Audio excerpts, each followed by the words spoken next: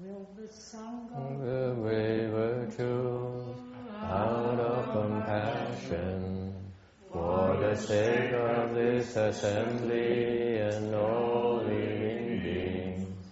Please turn the wonderful Dharma will to teach us how to leave suffering, attain bliss and birth and death, and quickly realize non-birth.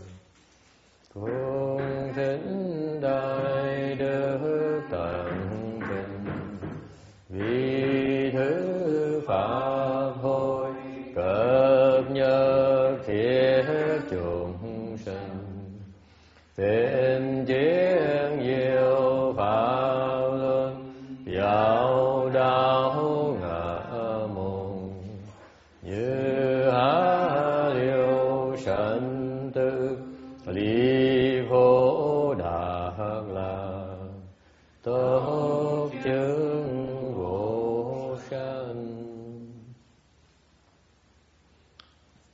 Homage to the Blessed, Noble, and Perfectly Enlightened One.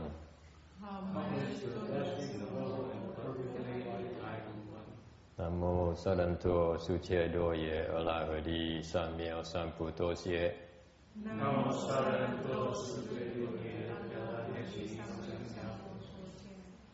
Nam mô Tác Ác Tha Tô Ya Đa Ra A Ra Ha Đê Tam Miệu Tam Bồ Đà Tọa. Nam mô Tác Ác Tha Tô Ya Đa Ya A Ra Ha Đê Tam Miệu Tam Bồ Đà Tọa.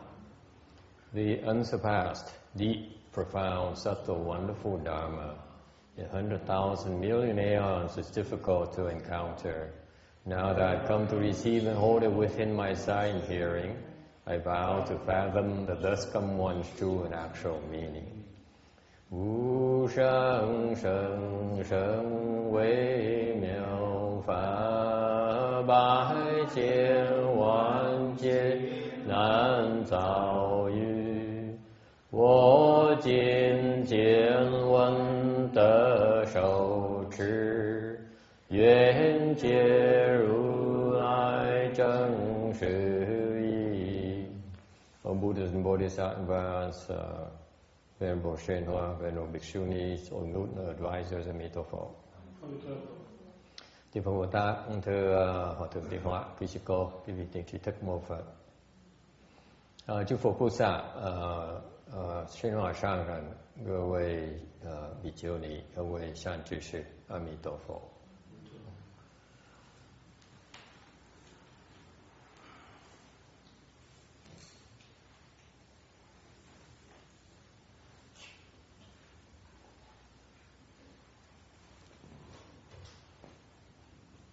We are on slide number 6, tập số 6 of the Amitabha Sutra của Đằng Giảng Kinh A Di Đà. No need of translation today, right? Okay, very good. Into Chinese. Okay, good. Last week we started talking about vows. Screen went out. Okay, well, then maybe time is not up yet. Screen went out. Okay, let me reset. Let's try this. Sorry about that. How about now? Still no signal?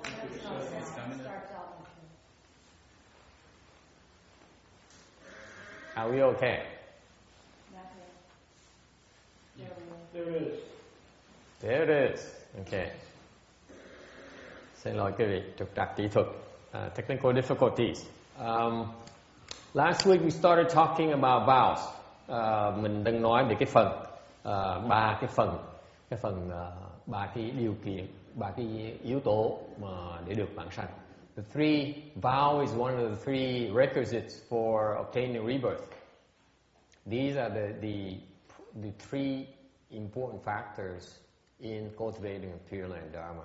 Ba cái phần này là ba cái yếu tố quan trọng khi mà tu pháp tịnh độ. Thì the first one, just a recapitulation. Cái đầu tiên hết á là tín. First you have to have faith in Pureland Dharma, phải tin có cái pháp tịnh độ đó. cái pháp là nó có hiệu quả. And the Pureland Dharma is extremely effective in crossing over living beings. Rất có hiệu quả để giúp đỡ cho chúng sanh khắp mười phương ấy.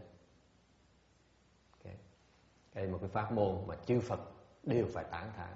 This is one Dharma that all Buddhas are praising. They can't praise enough for this Pureland Dharma. Chư Phật mười phương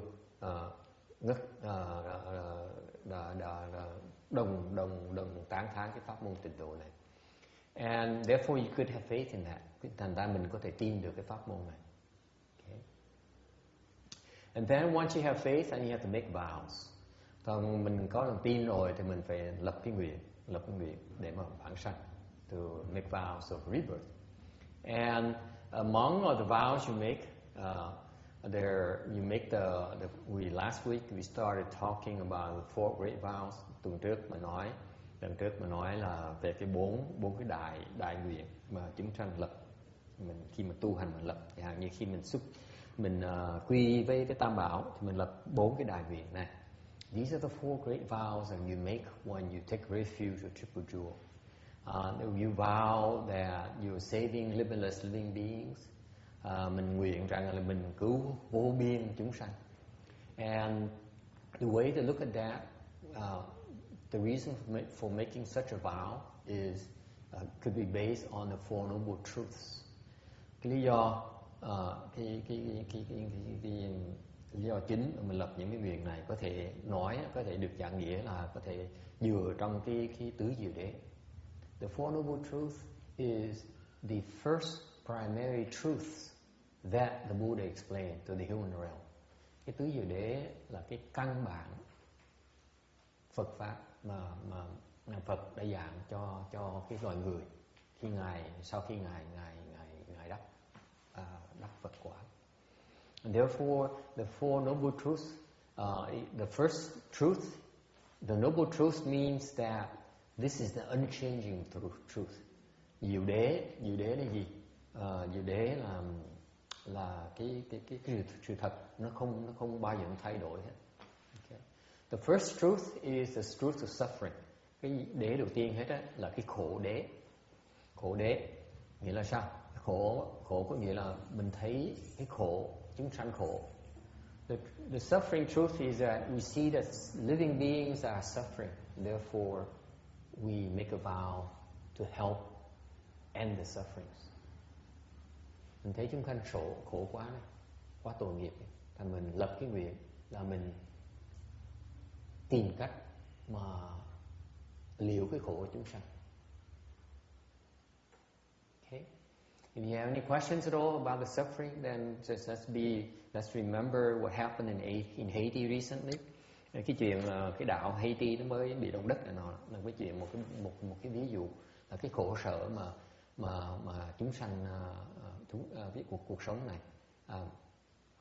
And the vow for the Pureland cultivator, người tu tịnh độ, okay. Cái tu tịnh độ này, pháp môn tu tịnh độ này là pháp môn lập nguyện. This is a dharma of making vows, and part of this Pureland Dharma vows, cái nguyện của tu tịnh độ là cái nguyện cứu hết tất cả chúng sanh. Let me remind you, this Mahayana Pureland Dharma cultivator is a person who makes the vow to save all living beings. Okay? And another vow we also make, the second vow we make is that according to the truth of accumulation, cái nguyện cái gì mình lập á, là mình dựa vào cái tập đế. Tập đế có nghĩa là cái khổ nó tích tập lại. Accumulation means that suffering has a way of accumulating, of accruing. And therefore, because of that, we vow to cut off inexhaustible afflictions. Vì vậy, mình nguyện là mình đoạn tất cả cái vô tận phiền não. Okay. And we also further make the vow to study the immeasurable Dharma doors based on the truth of the way. Thêm nữa, mình nguyện rằng mình sẽ học vô tận, vô lượng cái pháp môn dựa trong cái đạo đế. The truth of the way meaning that there's a way to end the suffering. So far, the suffering accumulation are basically aspirations, are facts of life. But then the Buddha then explains that there's a way to end all those things. Cái đạo đế có nghĩa là Phật tiết lộ cho mình biết rằng có một cái phương pháp để mà liễu cái sanh tử, để liễu cái khổ, để liễu cái tập. Đó gọi là cái đạo.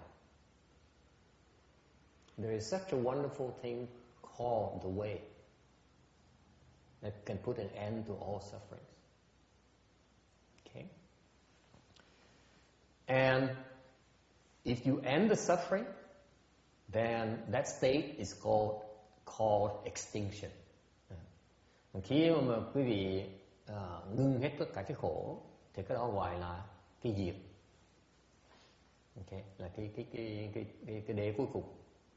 Nghĩa là nó hoàn toàn không còn khổ mà chỉ toàn là lạc thôi. And the extinction meaning the extinction of all sufferings, all that remains is bliss. There's no more suffering whatsoever. Isn't that wonderful? Thì thấy Phật rất từ bi. Phật nói là có cái phương pháp, tiết lộ cho mình biết có cái phương pháp. Mình tu được á, theo cái đạo, tu đạo thì mình sẽ ngưng được cái khổ của mình. Và mình sẽ hết cái khổ, là không hết khổ mà còn biết chỉ sướng thôi, chỉ còn sướng thôi, còn cái lạc thôi. Okay, any questions?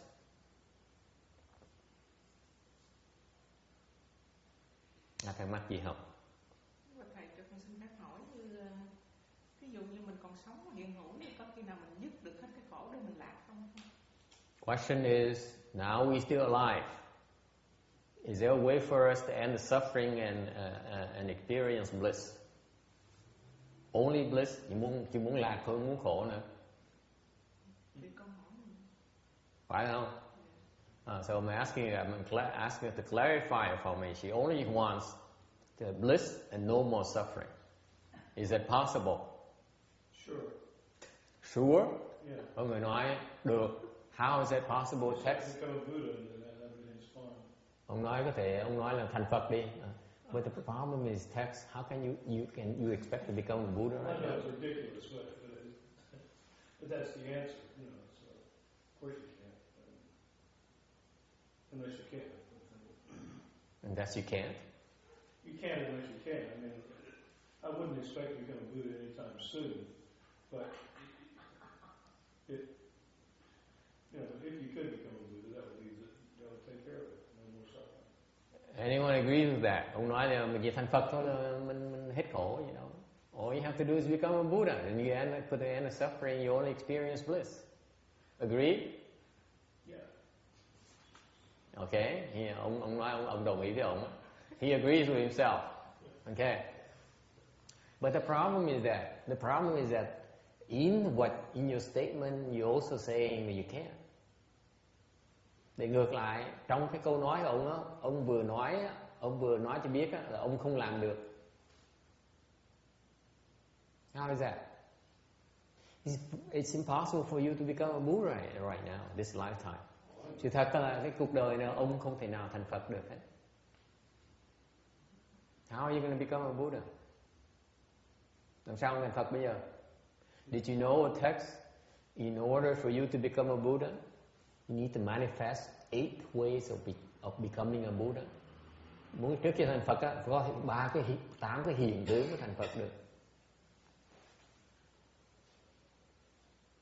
Okay, I named a few. Okay, nói cho ông bạn biết vài cái hiện tướng thôi. First of all, you stay in your mother's womb and you speak Dharma to the non-humans. Trước khi thành Phật á, mình vào trong bào thai của mẹ mình, xong rồi nói pháp cho những người không phải là loài người, nói pháp cho Bồ Tát, nói pháp cho quỷ, cho thần, cho tiên. You speak dharmas to the non-humans, meaning you speak dharmas to the ghosts, to the gods, to the bodhisattvas, to the arhats. See, Buddhas do not waste time. Tại sao vậy? Tại vì mấy Phật á, không phí thời giờ đâu. They don't have time to waste. Even though they're waiting to be born, yeah, speak dharma already. Yeah? That's one thing you didn't have. Were you speaking dharma when you were in your mother's womb, Tex? Hỏi hôm nay lúc ông trong thai của mẹ, ông có nói pháp cho ai không? You weren't speaking dharma. See? There you go. I rest my case. 1 out of 8. Mới một cái mà ông làm không được, anh cách nào ông làm? So therefore, you cannot need to have 8 requirements. 8 manifestations for you to become a Buddha. This lifetime. Người Phật nào trước khi mà thành Phật hết, đều phải hiện 8 cái tướng mới thành Phật được. Không có ông Phật nào mà thành Phật mà không có 8 cái tướng hết. No Buddha ever became a Buddha without those 8 manifestations. Really? That's right. So no one ever became a Buddha by working to become a Buddha in this lifetime? Not in the same lifetime. No one was born in this world not being a Buddha, and worked on it and worked, and maybe lived to be 200 years old. And that time never became a Buddha. Never became a Buddha unless when before they were born they have those 8 manifestations. Right, so he's like 8 appearances. Has to be a two should have firstly has to be a Buddha already, almost. Yeah, those are the evolution of Buddhahood. Right. That's the final evolution of Buddhahood. Okay. So it's very clear. So, if you have those 8 signs, then you know you have a Buddha coming. Ông nói vừa cách người nào mà vừa tu một cuộc đời này mà tu giỏi đến độ mình thành Phật được, nó không được.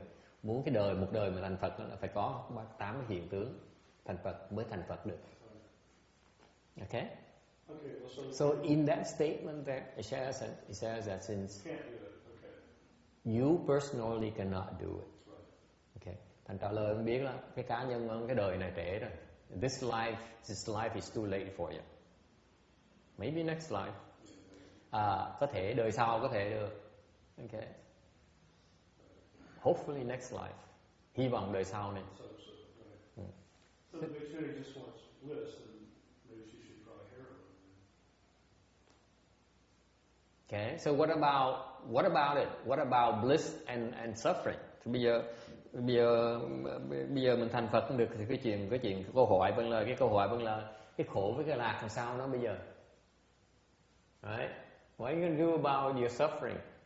How are you going to experience bliss? Làm sao mình bớt cái khổ? Làm sao mình dứt cái khổ? Với là vơi cái khổ, làm sao mình được cái lạc bây giờ?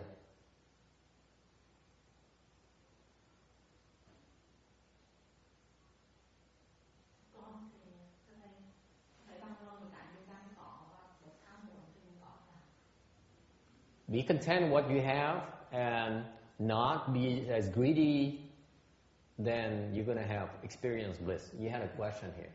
I wanted to know what the 8 signs were. The 8 signs? I don't remember all 8, but I just mentioned a few. You stay in the womb, you speak Dharma, you're born on your mother's waist, and then you walk 3 steps. Okay, and then the dragons would bathe you with their spiritual water, and then you clean, and you put one finger in the heaven, you put one on point a finger down the earth and say, heaven above and earth below, I'm alone is the most honored one. These real cool states of a Buddha you cannot possibly miss. Okay, and then you leave the home life to cultivate. Okay, you born into a very, very luxurious environment like the royalties even. Then you leave the home life, you relinquish it all and leave the home life to cultivate. You cultivate, you suffer hunger, you suffer cold, you suffer hardships. Okay? And then you just before you become a Buddha, then you have to defeat the demons' armies. So there's lots of those things that denote that's what the milestone, the final milestones for the Buddha to go through before he becomes a Buddha. The funny thing is that, Roberta, his final test before he became a Buddha is women.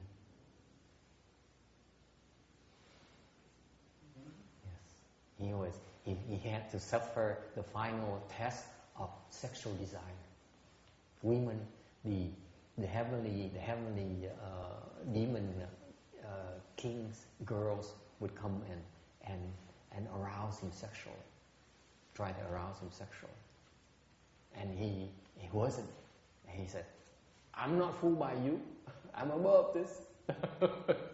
See? Isn't that incredible? Đại bà hỏi 8 cái hiện tướng của Phật là gì? Tôi nói nhiều cái quá đi, tôi nhớ không hết rồi. Già bây giờ tôi lẩm cẩm rồi. Chỉ nói vài cái sơ thôi.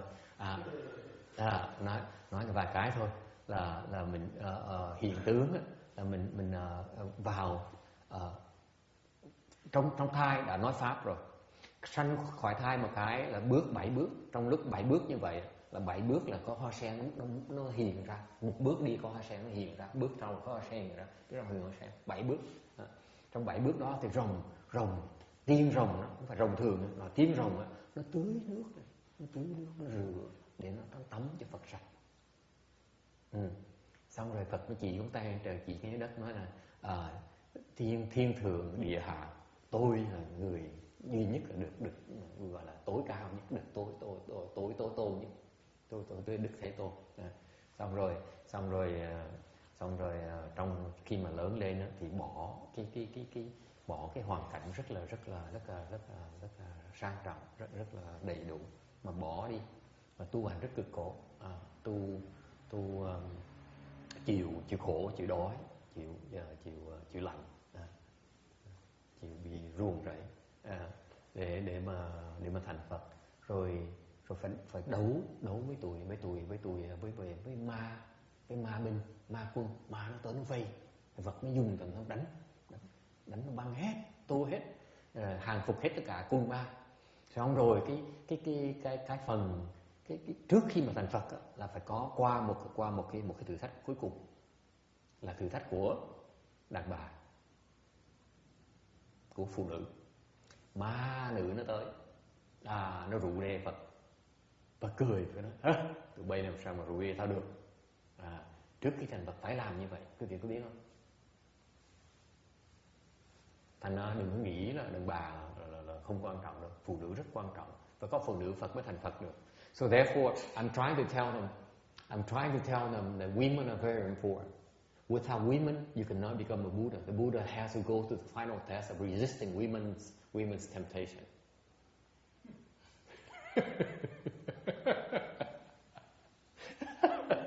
Why are you shaking your head? You disagree? You agree? Do you think women are that evil? No more than men. That's right. We deserve each other. Anyway, and after that, rồi sau đó rồi còn có nhiều cái hiện tướng khác nữa. Rồi you know. Anyway, so those are the manifestations. So you have these manifestations. You see it's coming already. Okay. So since you're born not speaking Dharma in your mother's womb, so it's too late for that. However, next lifetime, if you're born in a Western bliss Pureland, then in one lifetime you will certainly become a Buddha. Ngược lại, nếu như mình vãng sanh được cực lạc thì mình qua đó một đời mình thành Phật. Okay?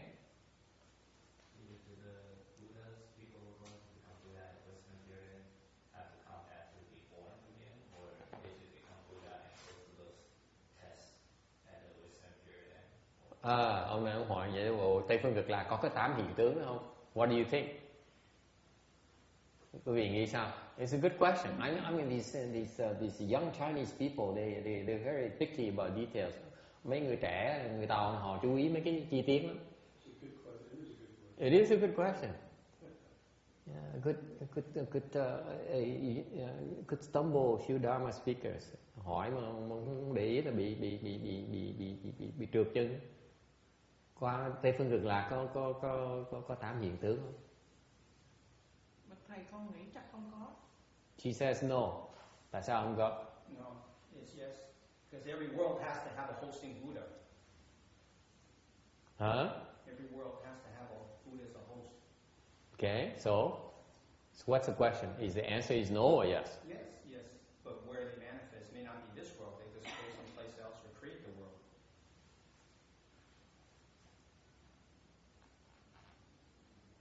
Don't like that answer. You don't have an answer.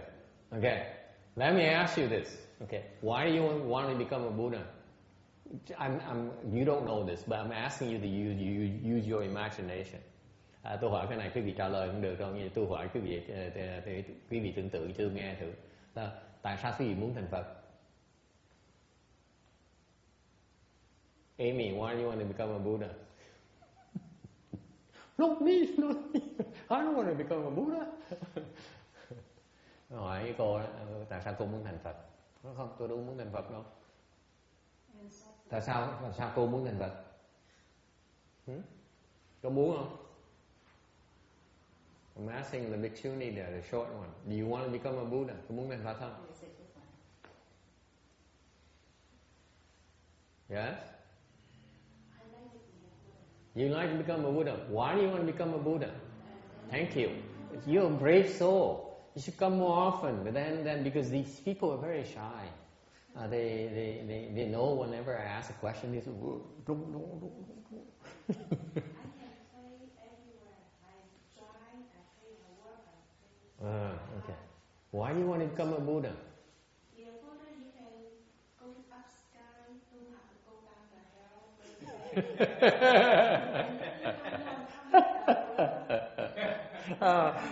Anytime you want, you have anybody. You do every good thing, helping the world. Bà nói tôi muốn thành Phật là tại vì tôi muốn có thần thông, tôi muốn đi đâu lúc nào tôi đi cũng được, tôi muốn leo xuống địa ngục cũng được, leo lên núi cũng được, bay xuống địa ngục lên trời cũng được, lúc nào đi đâu cũng tha hồ mà tung hoành, rồi làm chuyện tốt, giúp này giúp nọ. I will tell you, there's one thing you mentioned there. The one reason why Buddhists become Buddhists. Bạn nói một cái lý do rất quan trọng nhất mà tại sao Phật thành Phật. You know what that was? All the things you said, that one reason is the most important reason why you become a Buddha. Helping others. Giúp người khác. Cái đó là lý do quan trọng nhất mà mình thành Phật. Quý vị có biết không? That's the most important reason why Buddhists become Buddhas. Okay. Lý do chính quan trọng nhất mà tại sao Phật thành Phật là tại vì Phật muốn giúp chúng sanh khác, muốn cứu chúng sanh.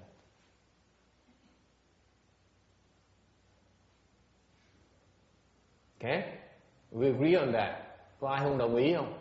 Anyone disagrees with that? I'm sorry, I didn't hear what you just said. Can you repeat that again? The most important reason why Buddhas become Buddhas is because they want to help all living beings. They want to be able to help all living beings. That's the only reason you ask me that Buddhas become Buddhas. In my conjecture, because I'm no Buddha. Cái này tôi nói rõ, cái này tôi chỉ đoán thôi nghe. Tại vì tôi không phải là Phật đâu, thành tôi chỉ đoán thôi. Tôi nghĩ Phật á, lúc mà tôi tới cái cảnh giới đó, tôi chỉ thành Phật khi nào tôi muốn. Thực sự tôi muốn là tôi muốn giúp hết tất cả chúng sanh. Yes, you disagree with that? I don't disagree, but I think there would be certain other advantages as well. Certain other personal advantages. You can get a lot of offerings. Well, that has nothing to do with it. It's just a new year. I think it would be incredibly satisfying to do it. It'd be amazing. And of course, I find that a lot of time during the day, I have an impulse to help other people, or animals, or ghosts, not continually, but I'm sure that a Buddha would be able to do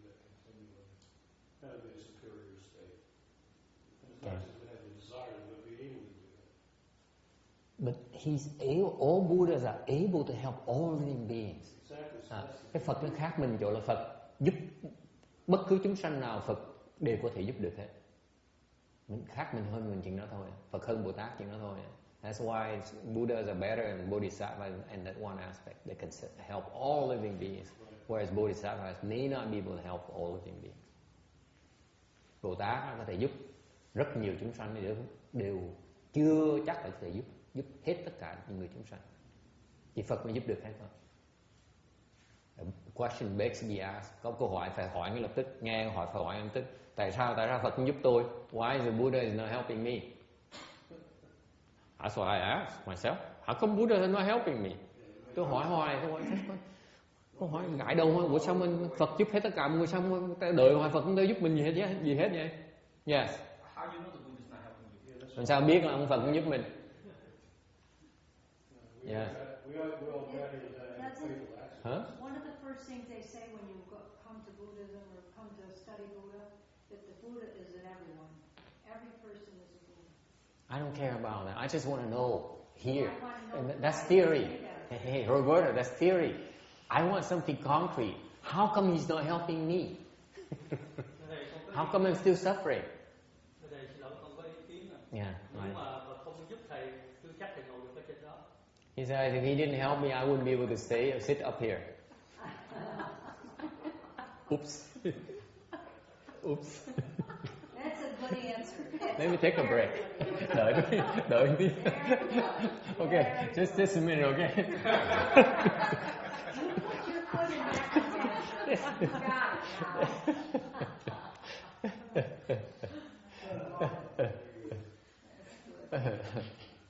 Of course he's helping us. Đương nhiên Phật đang giúp mình. Quý vị nghĩ cho coi, nếu Phật không giúp mình làm sao mình tu được? If the Buddha doesn't help us, we cannot possibly cultivate. Okay? We can't make it without the Buddhas. No two ways. Bác cứ thoải mái, đừng có ngại, cứ mệt cứ nghĩ, đừng có lo ha. Cái tự nhiên không sao đâu. Cái từ từ người sẽ khỏe rồi. Lúc đầu nó còn mệt từ rồi ngồi nghe pháp từ người sẽ khỏe thêm. Thông thả, không có gấp gì hết. Ok? Nghe có hiểu không? Bác nghe có hiểu không? Nghe được không? Nghe được chứ hả? Mệt đó cứ thoải mái nằm duỗi ra cứ tự nhiên, đừng có ngại gì hết đó. Từ từ sẽ khỏe. Ok? Đừng có ngại. Tụi tôi không có chấp tướng, có câu này muốn nằm muốn ngồi muốn đứng. We know, I'm telling him that if he feels tired, he could lie down and listen to the Dharma and stretch, whatever. Because we're not attached to marks. I'm not attached to marks. You can lie down, listen to me, and you or turn your back and listen to me. It doesn't matter. Okay, we're not very horribly attached to marks. Okay, sao được cái tự nhiên, không sao hết. Okay. Where were we? Oh, of course, the Buddhas are helping us. That's their business. Cái đó là việc của Phật làm. Nếu Phật không giúp mình, Phật giúp ai bây giờ? If the Buddhas are not helping us, what other works is left for him to do? Okay. Mà Phật giúp tại sao tôi không biết? Next question is how come he's helping? How come I don't know about it? Huh? So assuming that he's right, assuming that I sit up here because it's thanks to the Buddha's help. Okay. Then how come I don't know about it? You do. Huh? You do. She said, bà nói là tôi biết. How do you know? Just listening to your master. Oh, okay. Excellent. Very good. Of course I do. But that's very good that you know. That's very good. Bà nói là nghe tôi hỏi, bà nói là thầy biết. Nói, sao bà biết là tôi biết được? Bà nói là tại vì tôi nghe thầy nói là tôi biết là thầy biết. Tôi khen bà là bà giỏi, bà có trí huệ trong.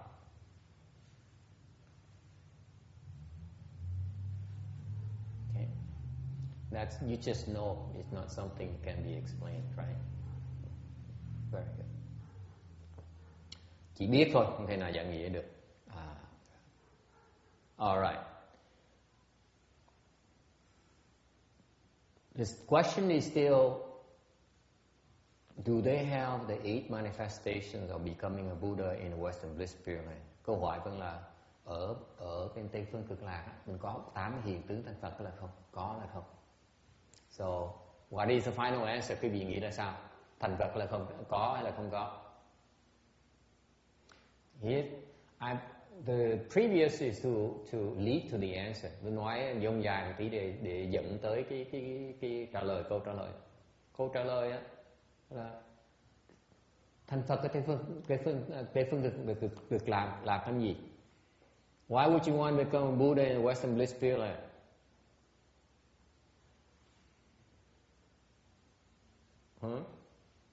What for? Rebirth, so we don't have to do that. No. You make it to the Western Bliss Pyramid. Okay, nói cho rõ này. Quý vị vãng sanh được Tây phương cực lạc rồi, tu đó. Tại sao muốn thành Phật ở đó làm cái gì? Why would you want to become a Buddha there? Thưa thầy, cái thứ nhất là mình không còn sanh tử, thứ hai có Phật lúc nào cũng hết, mình dễ tu hơn.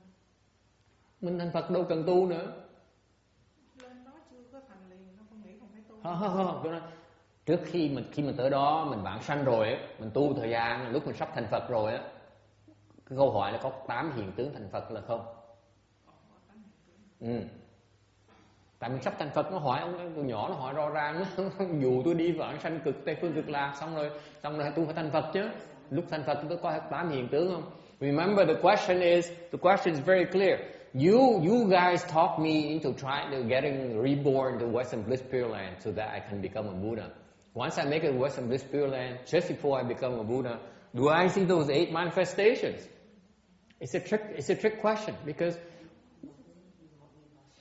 tại tôi hỏi nó nguy hiểm, tại nó hỏi như vậy có nghĩa là lúc mình trước khi thành Phật có 8 hiện tướng không nhé?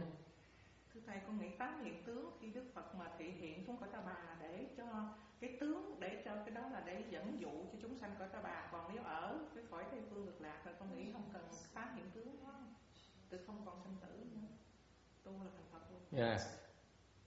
She says, no, there's no need for that. You only manifest those 8 signs in the impure world, impure lands. Any other questions? Any other comments? The answer is that you don't want to become a Buddha in Western Bliss Pureland. There's no work for you to be done. Câu trả lời là khi mình thành Phật á, tại sao mình thành Phật ở Tây phương cực lạc làm cái gì? Đâu có chuyện gì mà làm ở đó đâu. Có Phật giúp người ta rồi. Tại sao mình thành Phật ở cõi khác để mình qua mình giúp cái chúng sanh? Có chúng sanh để mình giúp, chứ còn chúng sanh nào đó được giúp rồi. Remember the Western Bliss Pureland people are being helped by Amitabha and Guan Yin and Great Strength Bodhisattvas already. Right? So there's no need for you to become a Buddha in the Western Bliss Pyramid. Probably a host of other bodhisattvas too. Yes. Are you saying that like if you go to Amitabha's land, it's like going to a university, you get your education, training, and then once you graduate, you leave? Ông Hoài giống như đi học đại học vậy đó, qua bên Tây phương cực lạc giống như đi học đại học vậy. Khi nào mình ra bằng cái mình bị đuổi đi hả? No. Not sort of. Sort of. The point here, folks, the point here is that you become a Buddha because there's work for you to do. Ý tôi nói như vậy, mình thành Phật tại mình có việc phải làm. Chứ không mình thành Phật bởi vì mình thành Phật. Right now, all you guys care about is end your suffering, attain bliss, and then become a Buddha. You don't realize I'm trying to remind you, explain to you that once you cultivate to higher levels, then you begin to see why you really want to become a Buddha and not wait anymore. Okay? Because there's work for you to do. Hiện bây giờ tôi nhắc cho họ biết rằng á, Cho quý vị biết rằng á, hiện bây giờ quý vị chỉ thấy cái khổ sở của mình thôi, muốn liễu cái khổ của mình thôi, muốn đạt cái lạc thôi, mình chỉ thấy trước mắt, mình chỉ thấy được chừng đó thôi. Ok, mình khi mình tới vãng sanh tây phương cực lạc rồi thì mình bắt đầu mình tu càng ngày càng cao lên, mình mới hiểu rằng, mình hiểu lý do tại sao mình muốn tu tiếp, mình hiểu lý do tại sao mình muốn thành Phật. Hiện bây giờ quý vị đâu có hiểu đâu, quý vị chỉ muốn cái thấy khổ với sướng không, đâu có hiểu là cái Phật là cái gì đâu.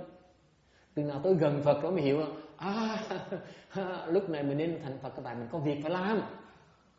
Chứ không phải người ta, quý vị bây giờ chỉ muốn lo thành Phật thôi. Right now, all you care about is Buddhahood. All you care, I don't care, just get me there, right? Just bring me there. Just how much do I have to pay? Đó. Thì bây giờ quý vị mắc cỡ dễ sợ lắm, tham dễ sợ lắm. Nghe nói Phật là ngon là nó chỉ muốn thành Phật thôi. Ok, muốn lại tốn bao nhiêu tôi trả cho thầy, tôi ký sách cho thầy. Đâu có hiểu rằng á, nó phải như vậy đâu. Mình tới gần càng ngày mình tới gần, bụng nhiên cái mình có huệ, mình cái huệ nó phát ra, mình hiểu mình phải cần làm gì. Phật, mình thành Phật tại mình có chuyện phải làm. Bởi vậy, if you see, I'm only making conjectures myself as well. Tôi nói cho rõ ràng quý vị nghe, tôi là đoán thôi nghe, chứ không phải tôi Phật thành tôi không dám nói là quả quyết như vậy nghe chưa? Ok? Nếu tôi đoán rằng chứ không phải tôi tin nữa, tôi đoán. Có người tin, người ta tin chứ sợ tôi chỉ đoán thôi, tôi đoán. Khi mà tới gần Phật rồi, mình nên hiểu rằng mình phải cần thành Phật để mình có chuyện phải làm ở chỗ nào đó. My conjecture is that if you cultivate to a higher level attainment, when you close to Buddhahood, then you want to become a Buddha because you realize there's work to be done somewhere. That's why you need to become a Buddha. There's work that you must do that you could not otherwise do unless you become a Buddha. Ok, tôi đoán rằng là lúc đó, lúc mình gần thành Phật rồi, mình mới thấy rằng mình phải cần thành Phật, tại vì có chuyện mình phải cần làm, tại vì Phật mới làm được thôi, còn Bồ Tát làm không được. You agree with that? Ai đồng ý không? Yes. Does it make sense to you? Right? So therefore the answer is there's no need to become, it's no work in the Western Bliss Pureland. Vì vậy, quý vị đồng ý rằng bên Tây Phương Cực Lạc không có chuyện gì mà làm hết, tất cả mọi việc đã xong hết rồi. Okay? Therefore you become a Buddha in somewhere else. Bởi vậy mình thành Phật ở chỗ khác, Tây Phương Cực Lạc Phật làm cái gì? You buy that? Yes. Đồng ý không? Không, kính bạch thầy, con nghĩ khác.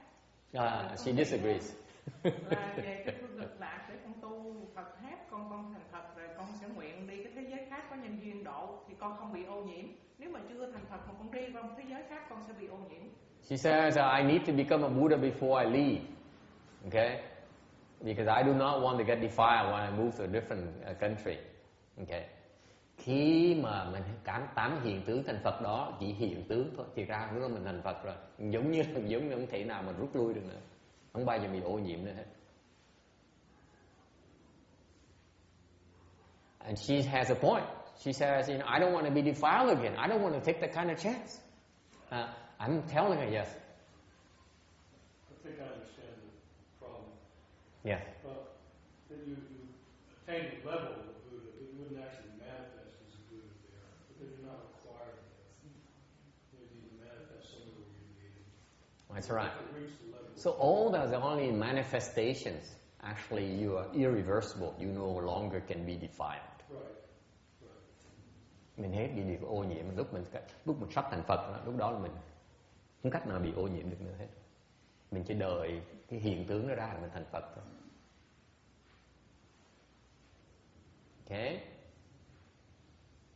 Questions, comments? Okay, good. Let's not talk about Buddhahood. Đừng nói chuyện Phật là tôi khó chịu mấy chuyện. Tại mình không biết mà nó bậy rồi bữa nào nói tầm bậy rồi đọa đi một mất công đó. I don't want to say too much about Buddhahood because I don't know anything about it, so I don't want to make the mistake and fall. Okay, any other questions? Not about Buddhahood. Ai hỏi gì hỏi mà đừng hỏi về Phật thì tôi cố gắng trả lời. Yes. Okay. Ủa thưa thầy, vậy cái đáp án mà có 8 hiện tướng hay không, con chưa trả lời. Tức là nó có 8 hiện tướng hay không? Có nhá. So the answer is, my guess is that you manifest those eight signs in a different world. Mình 8 hiện tượng ở một cái thế giới khác. Does that answer your question, Randy? And you become a teaching for something. Yeah. You go there, it's part of your work. You go there and manifest those eight manifestations are simply part of your work as well. 8 hiện tướng đó cũng là cách mình đang dạy chúng sanh luôn. Tại vì trước đó mình chưa có thể có 8 hiện tướng đó được. Because before you become a Buddha, you cannot have those 8 manifestations. So it's part of your work as well. Isn't it beautiful? I think that's the way it should be. Tôi nghĩ là cái thể như vậy đó, chứ còn tôi không dám quả quyết nữa. Mình đoán thôi. Okay. Any other questions? Thầy cho con hỏi, chúng ta giảng sanh về cực lạc thì gọi là quá sanh, chứ không phải là thai sanh. Và chúng ta có 9 phẩm sen. Như thầy nghĩ thế nào? Đâu có cái tướng mà trong bụng mẹ mà nó phát. He says that the rebirth here, you're born by transformation into 9 grades of lotuses. There is no 8 manifestations. Okay. Vì vậy mình sẽ không thành Phật ở Tây phương cực lạc. Mình sẽ thành Phật chỗ khác. And therefore you have therefore that's another reason why you will become a Buddha in different land. Okay. Nhưng thiệt ra là cái đó là phương tiện hết. Tại vì cái chuyện như chuyện long nữ mà nó một cái cô long nữ mà thành Phật đó. Okay. Là một cái phương tiện khác mới thành Phật. Thành ra đừng bị kẹt, đừng chấp cái đó. Okay.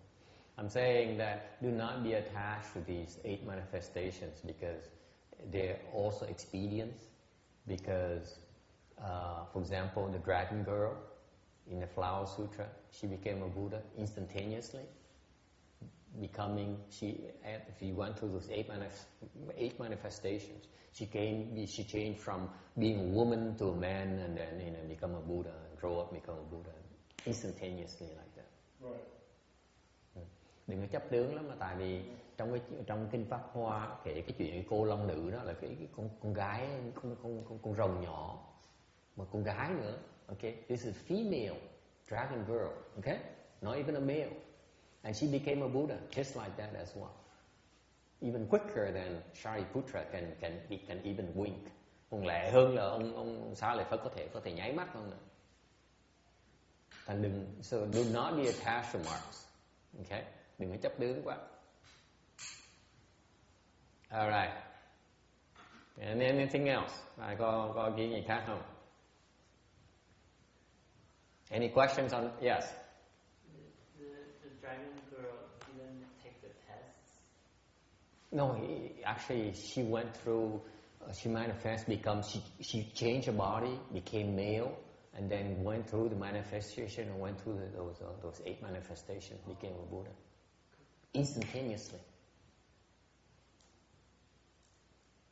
Okay. Cô long nữ có bị thử thách không? Đương nhiên thử thách chứ. Phật 8 cái hiện tướng ai cũng đều bị thử thách hết. Anything else? Okay. No questions? Let me elaborate a little bit on the vows.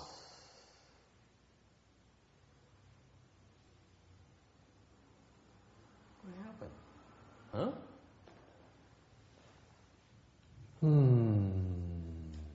Here.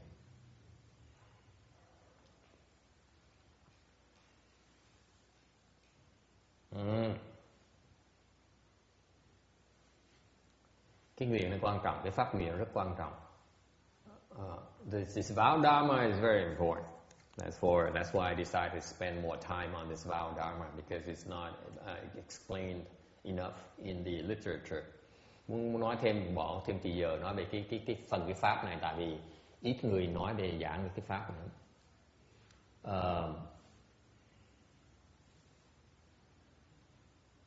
Before, okay, vow means aspiration. Cái nguyện là gì? Nguyện có nghĩa là mình ao ước. Mình ao ước. Okay? And if you have no aspiration, then you can go nowhere and you have no success in your undertaking. Thực sự nếu mình không có cái sự ao ước đó thì mình sẽ không đi tới đâu hết. Mà bất cứ gì mình làm đều cũng không được thành công hết. Thiếu sự thành công lớn lao. Okay? With the vow, your mind becomes focused. Một khi mình có cái nguyện á, thì cái tâm mình nó tập trung, được tập trung hơn. Okay?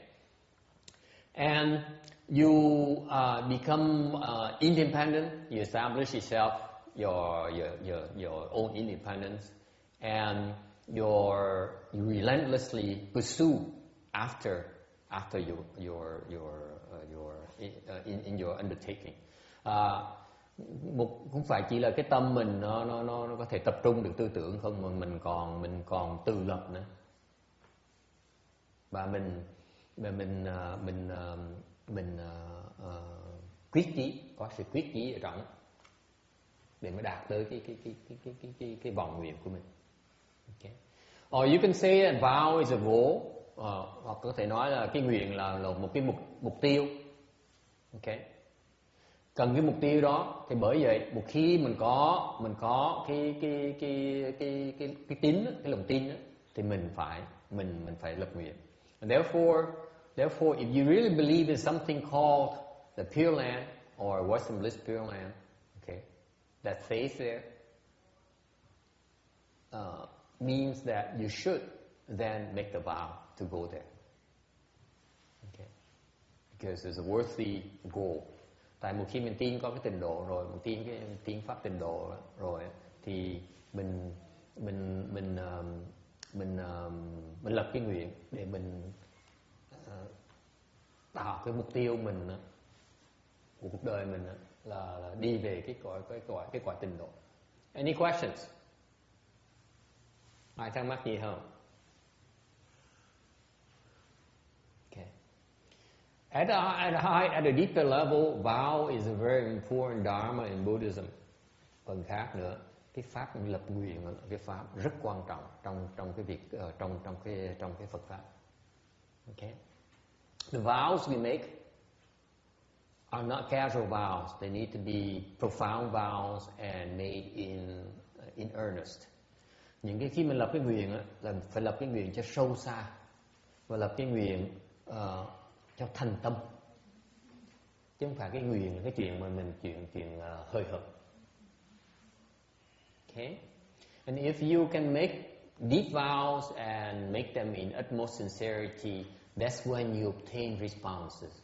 Nếu như quý vị lập cái nguyện sâu xa, lập cái nguyện với cái lòng với lòng thành tâm, thì lúc đó sẽ có được cái cảm ứng. Okay?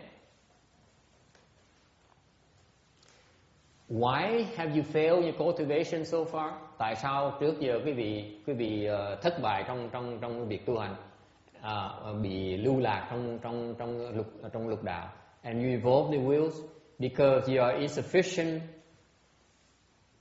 faith, depth in your faith and your insufficient sincerity. Mình trước giờ mình khổ sở, mình luân hồi trong lục đạo tại vì cái nguyện mình chưa đủ sâu xa, chưa đủ cái thành tâm. Okay, any questions? Then let me ask you this: can you be reborn without vows? Vì tôi hỏi ngược lại, nếu như vậy mình có vãng sanh được không nếu như mình không lập nguyện không? Yes. Người ta nói trả lời được. Somebody, what do you think? Quý vị nghĩ sao? Yes. Yes? How? So people can have, somebody else can send you there. Có thể gửi họ đi. That's true. Cái đó đúng. Because it brings me to the good news. I've been jumping up and down because I want to I want to share the good news with you today. Tại vì cái đó là nó dẫn tôi tới một cái tin vui mà tôi muốn share với quý vị là this year we send one person to Western Bliss Pureland. Năm nay mình mới gửi một người đi vãng sanh Tây phương cực lạc. Okay. So that happened to be Bob Lynch, Roberta's husband. Ông chồng của bà Roberta.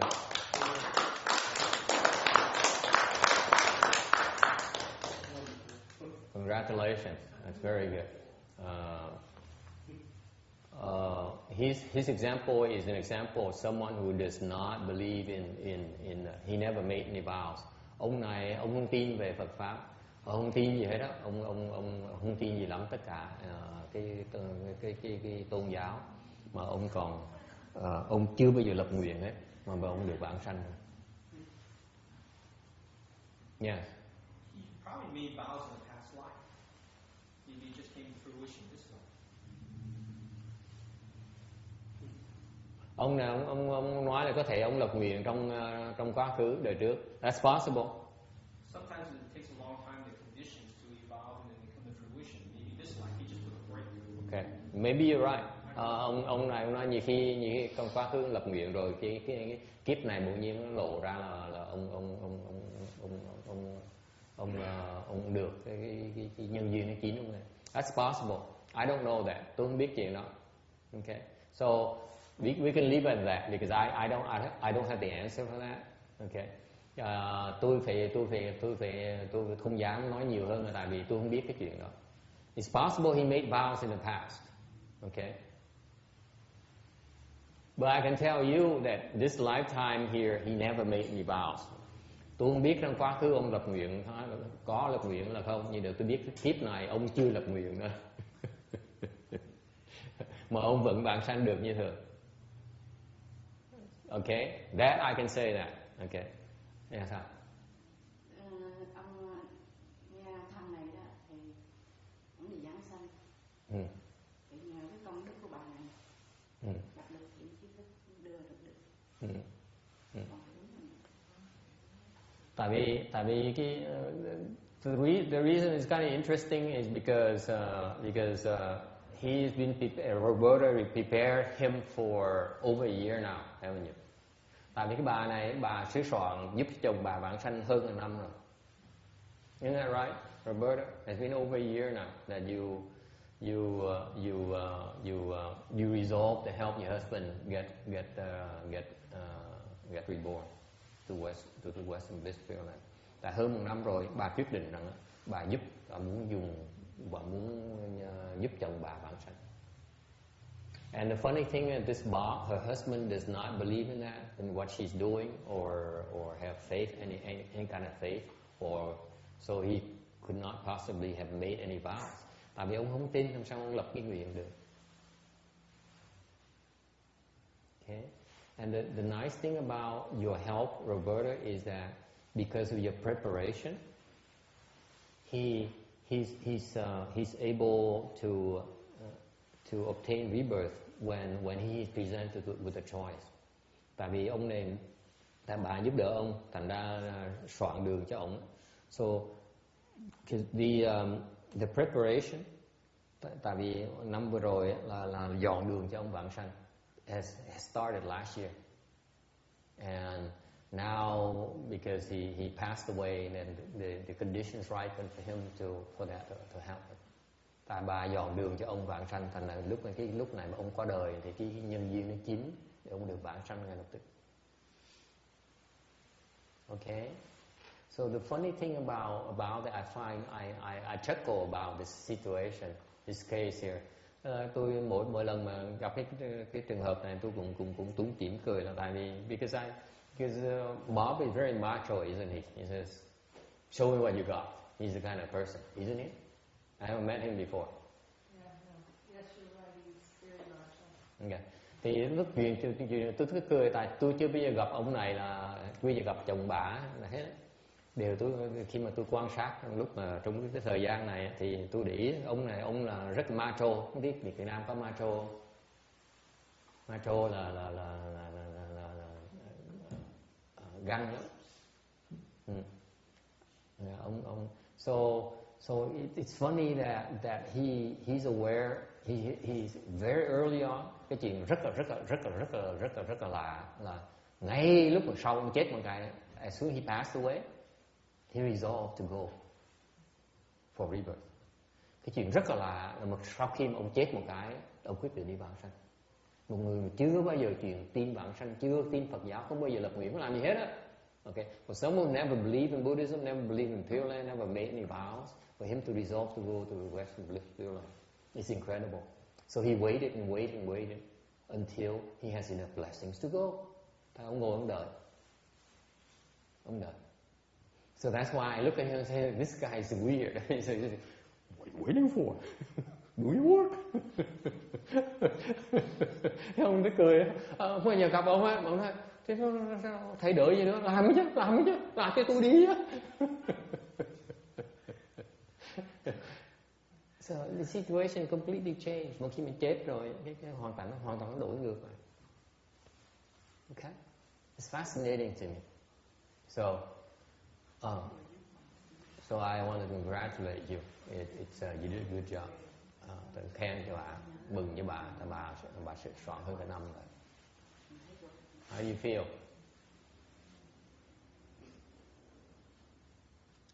So you have nothing to worry about, phải lo. Okay? He's taken care of. Chuyện ông là xong rồi. Okay. We continue to help him because his grade is not that high, by the way. Cái khổ là cái phẩm ông hơi không được cao lắm. So we continue to accrue blessings on his behalf. Thành mình tiếp tục mình tích tập cái công đức cho ông để ông tu bên kia. So we accrue blessings on his behalf so that he can continue to cultivate in Western Bliss Pureland. Okay? Any questions? Yeah. Làm sao mà biết chồng của cô nó giảng sanh? Có bằng chứng không thầy? Someone finally asked me because he can't stand it anymore. He says, how do you know that? How do you know he's been reborn in Western Bliss Pureland? You have any proof? That's what HengShou asked me constantly. Tex asked you that. He Tex asked you that too. When? Didn't you ask him? How do you know? Last year? Maybe last year. Sư cô Hằng Đường cứ hỏi cái hồi mỗi lần tôi kể chuyện là mới gửi người bạn sanh cô. Thầy có bằng chứng gì? Thầy có bằng cớ gì? Sao tôi biết được? Sao tôi biết được? Where are you supposed to hold up the letter? Huh? You're supposed to hold up the letter now. Am I supposed to hold up a letter Yeah. so that you have the proof? Thì vì cần bằng cớ hả? Muốn bằng cớ thì trả tiền đi, ông bằng cớ ngay vậy đó. Hả? How about the passport that's stamped? Yeah, you pay for the passport. The passport has You pay for the stamp. Yeah. You pay for the stamp, you pay for the passport. Muốn có bằng cớ thì trả tiền được bằng cớ như đó. Vậy. Vậy. The question is how come you don't know? Hỏi ngược lại, tại sao quý vị không biết? Tại sao quý vị không biết?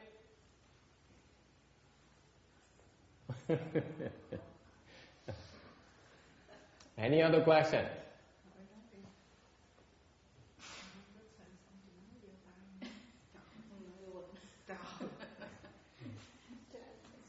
Tại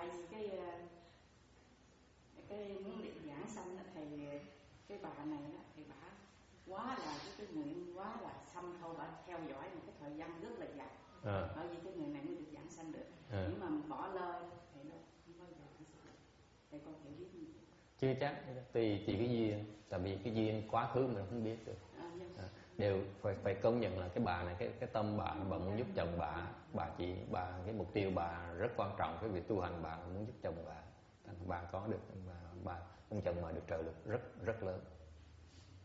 So basically, I'm telling her that because through your cultivation, you supported your husband's rebirth efforts, and that were tremendously helpful towards his rebirth effort. A lot more helpful than the other one where I try to explain, but the other one is not willing to confront the issue. You know what I'm talking about, right? Yeah. And it's a similar kind of situation where we need to pave the way for that,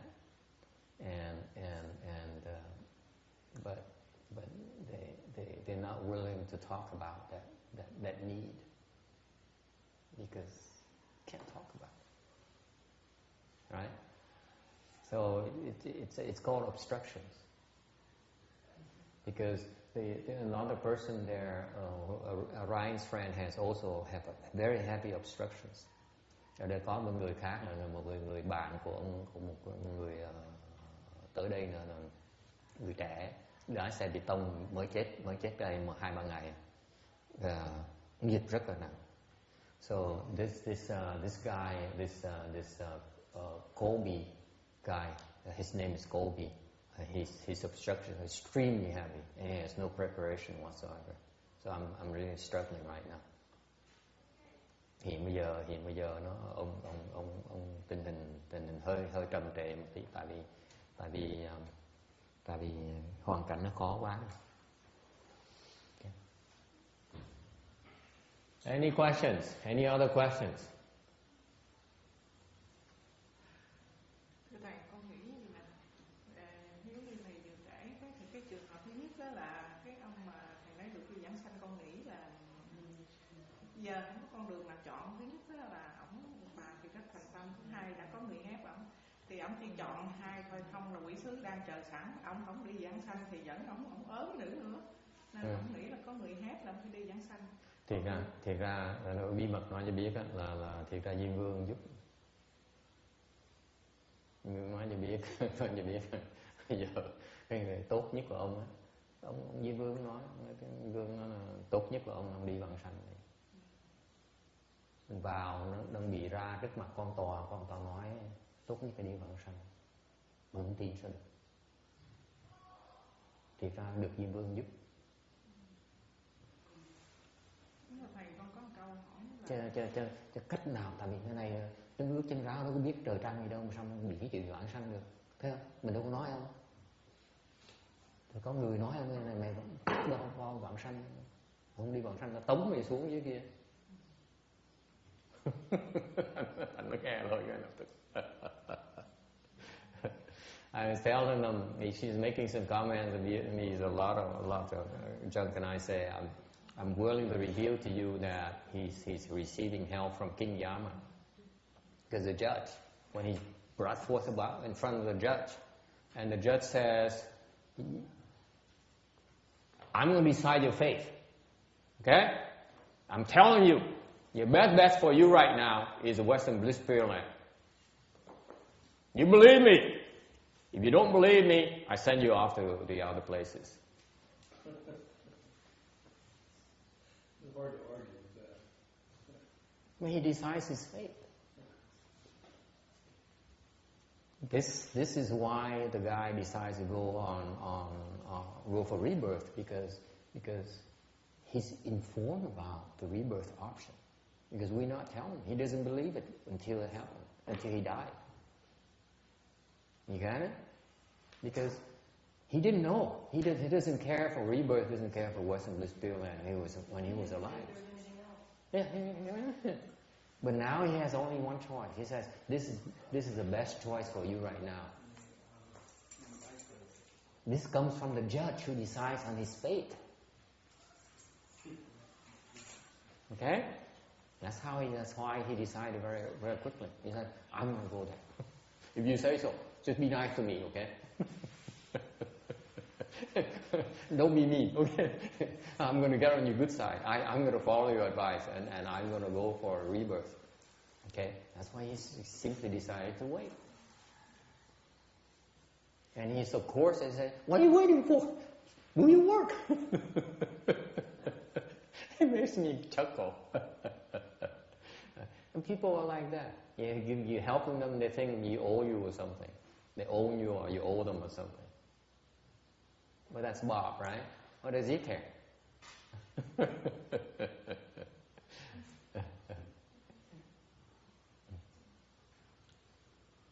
Ok, trả lời thẳng. Câu hỏi làm sao biết? Câu hỏi ngược lại, tại sao mình không biết? Tâm phân biệt mình nó nặng quá, mình không thấy được. Còn muốn bằng cớ hả? Muốn bằng cớ thì nếu như thiệt sự mình có đủ tín tâm mình sẽ thấy được. Thế còn nếu như mà nói mà Phật pháp chúng tôi tu để thuyết phục quý vị, để quý vị cần bằng cớ để quý vị tin hả? Cái tu chuyện đó không cần làm. Rồi ý con muốn hỏi cái chữ bằng cớ đó là như là ý của nó những cái chi tiết hoặc là những hiện tượng gì mà trong thân nhân hoặc là mình thấy được báo hiệu hay là những hiện tượng gì mình thấy được cái đó trong tùy cái trường hợp, mỗi trường hợp nó khác nhau. Okay. What he's saying is, I'm trying to explain to him that I'm trying to give him a straight answer because it's a good question and it's I appreciate being asked, is being blunt and asked about it. Câu hỏi này tốt, hỏi đúng, thành ra tôi sẵn sàng tôi trả lời. Okay. Không phải trả lời mà chưa chắc là ông muốn nghe lời trả lời đó, nhưng đều hỏi thẳng thì tôi trả lời thẳng. Because it's a straight question and deserves a straight answer. The straight answer is that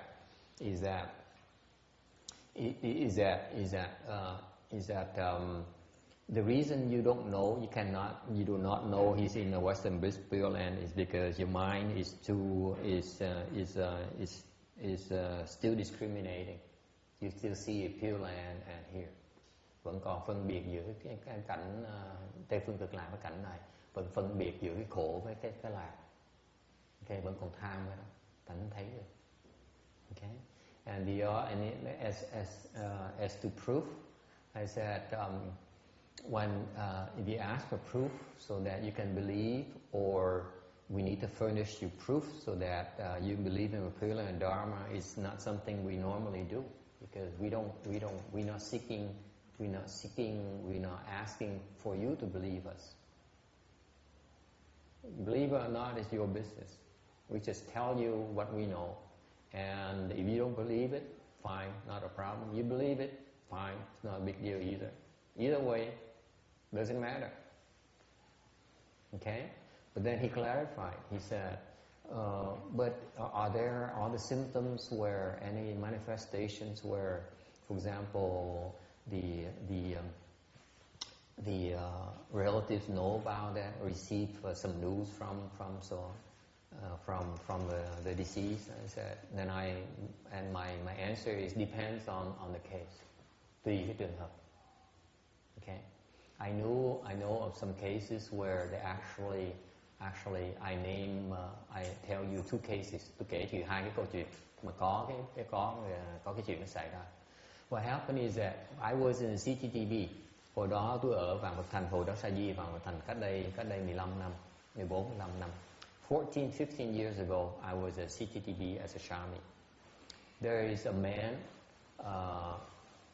called Dr. Lee. Okay, hồi đó có ông tên là ông Dr. Lee. I biết tên. He used to go to Long Beach Monastery. Carol, you remember Dr. Lee? Have you met him? Taiwanese. He's a PhD from Taida. Ông này cũng có được một cái PhD về cái trường đại học nổi tiếng nhất bên Đài Loan, lớn nhất Đài Loan, rất nổi tiếng. He has a degree in engineering from Taida, and so he came to Detroit to work. He was hired by Ford or something like that as an engineering design. So, ông ra cái bằng ông ra cái bằng PhD một cái, tiến sĩ một cái, thì cái hãng xe hơi như Ford thì phải bên Detroit, Michigan mướn ông, từ Đài Loan mướn qua. So he was working there for a while and then he got laid off and then he never worked again in that industry. I met him at Long Beach Monastery. Gặp ông ở đằng chùa Long Beach đó, hồi mà thầy Hồng Trường còn dạy cái mấy tuổi sa di đó. Okay? So that's you know that guy. You heard of him. Some of you heard of him before? No one? Okay. No one knows about him. Okay. So later on,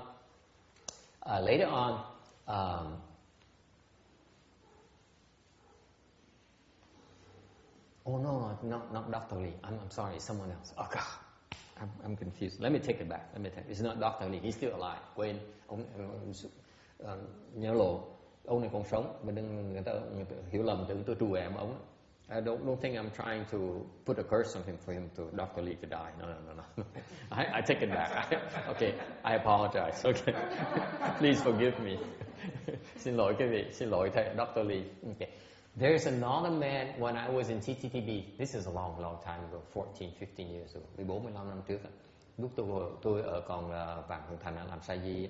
I ran into a man, gặp một người đó, họ cư sĩ, ông cư sĩ đó, có vợ, có con.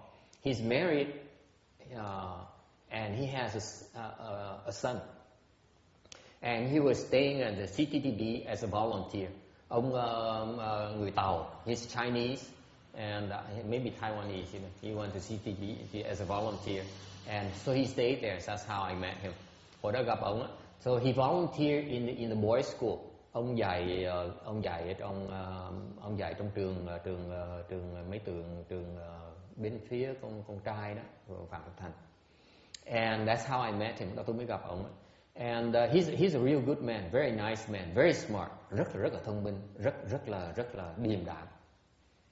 Okay, người rất là có phong cách, có tư cách dễ sợ. You meet him, you know this is a good man. He exudes goodness, he exudes propriety. Người nó rất đặc biệt. Gặp một cái là cái phong cách rõ người là người rất là tốt, người có tư cách dễ sợ. Okay, rất là quý phái, một cách rất đặc biệt. Mà you have to remember this guy doesn't have a lot of money. He's a volunteer CTTB. Okay, phải hiểu ông này là ông không có tiền, bởi vậy mới tới ở vào Vạn Hồng Thành. Nhưng để cái phong cách người rất là hay. Very low key. He's not like showing off. He's very low key, and yet when you get close to him, you find out this man is a good man. Người rất là kín đáo, không có lộ ra.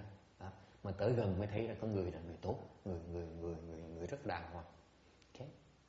And so as a volunteer CTTB, tại vì làm what's volunteer in Vietnamese? Làm ở Vạn Hồng Thành đâu có được trả tiền đâu. Thành họ phải Vạn Hồng Thành mà sai đi đâu thì đi đó. So what happened in CTTB as a volunteer, he used to have to drive to San Francisco back and forth. Thì ông hồi đó he's in his 50s, khoảng chừng 50 mấy tuổi. And Vạn Hồng Thành mới sai ông đều sai đi lái đi San Francisco đó, đưa người ta xong đón người ta về. So because the CTTB would go collect let's say offerings like vegetable offerings from San Francisco, or send someone to San Francisco and pick someone from San Francisco back. Tại ông thường lái xe từ San Francisco tới về Vạn Hồng Thành 2 tiếng đồng hồ. Ngày kia, one day he drove his car went off the road. Một ngày kia lái xe từ San Francisco đi về Vạn Hồng Thành, thì chiếc xe ông lái, ông ngủ gật, ông lái xe, cái xe nó lọt ra, nó lọt hố, and he died, chết ngủm của tỏi. In his 50s, leaving behind a wife and a son. His son son was like 16, 17 years old. Đứa con trai có bỏ lại một bà vợ. Đứa con trai 17, 18 tuổi đang học trong trường con trai bên kia. Tragic circumstances. Thấy khổ dễ sợ không? Okay.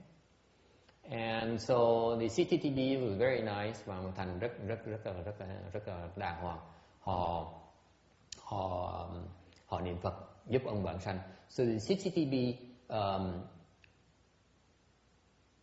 held him in high regards and when he was alive. And when he passed away, the CTTB, the monks there recited the Buddha's name for him. Bên phía mấy thầy mấy niệm Phật để giúp ông vãng sanh. And then they never did the 49 day assembly. Cái 49 ngày họ không làm, bên mà Phật không có làm cái đó. Ngược lại như mình là chú trọng cái 49 có pháp, 49 ngày hoặc dàn trận đánh 49 ngày. Here we do 49 days because we stage a warring thing so that we get the work done. CTTB they don't do that. They don't have the 49 days. But bằng giờ không có, họ chỉ hình như là họ làm một cái bài vị tạm thời trong thời gian đó thôi. I don't think they had 49 days. I don't know they had a rebirth plaque or not. Cũng lúc đó cũng không biết là có thịnh một cái bài vị vãng sanh là không, là tôi không rõ. But what I can tell you that within a short time period, within like 2-3 months time, sau khi ông chết 2-3 tháng, hoặc như nổi trong 2-3 tháng, có thể sớm hơn nữa, thì ông báo mộng cho đứa con trai. He came back in his son's dream. He says, "Don't you worry." Okay, nói đừng có lo. Okay, cha đã vãng sanh rồi. I got reborn in the Western Bliss Pureland. Now you man the house. I want you to take care of your mother. You hear? Ông nói bây giờ con là người đàn ông ở trong nhà, con phải lo cho mẹ con, lo học cho giỏi. Okay, so that's what happened. And then later on, I heard that he's actually a bodhisattva. Sau đó tôi mới nghe cái đồn là ông thiệt ra là Bồ Tát.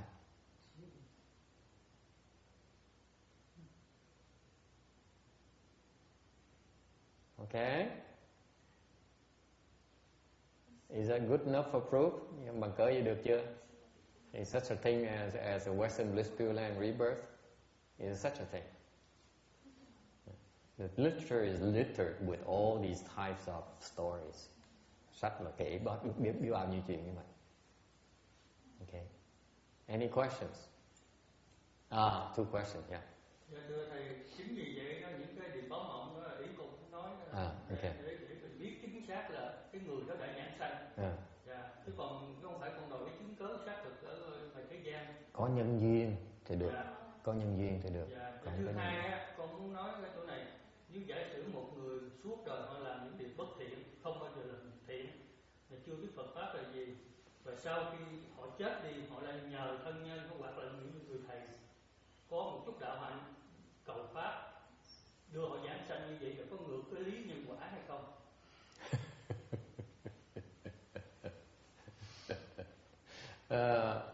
He asked another tough one. Nhớ một lần hỏi một câu khó thôi nha, rồi nên ta cho là câu hỏi thứ nhì là khó, lần sau là phải nhớ lần nhớ hỏi một lần thôi đó, một bữa hỏi một lần thôi. Tôi có quota hết, ông hỏi nhiều quá khó quá trả lời không được, mất mặt. Okay, phải giữ thể diện cho thầy một tí, tội nghiệp thầy có được ăn tiền đâu mà làm khổ thế, lỗ quá nha. I'm reminding him that every session, every one of you is entitled to one hard question. That's it, no more.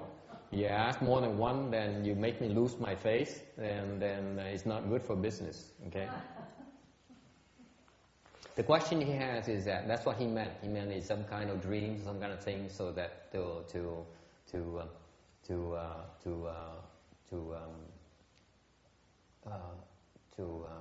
sort of verify that he's been reborn. I said, yeah, you have those things depending on the different conditions. If there's a reason for it, it will be. Okay, there's a need for it. And then the other part, he says that I have another question. Okay, suppose a man is bad and evil all his life, And then when he passed away and his relatives or friends got together and said, okay, let's help this guy get reborn here. And he obtained rebirth. Is that against the law of cause and effect? Quý vị nghĩ sao? Có ngược cái lý nhân quả là không? Yes. I think I can answer the question. Yes. Of course it's not against the law of cause and effect. Because so the fellow in his life makes causes, say to go to hell. But then contravening causes have been created by others to override the causes from going to hell, and that would explain it. You can't contravene the laws of cause and effect. You just have to mature quicker than the hell causes. Yeah. Then it's not against the law. It could be more powerful. Yeah. Overwhelming. Ông đang trả lời thì một bên nó tạo làm bậy thì tạo nghiệp để mà đọa. Nhưng nếu như mà ngược lại, nếu như một bên kia người ta tạo trồng cái nhân tốt mà làm những cái nhân tốt nó chín sớm hơn những cái nhân ác thì thoát được. Nếu mình thoát được trước khi mình đọa.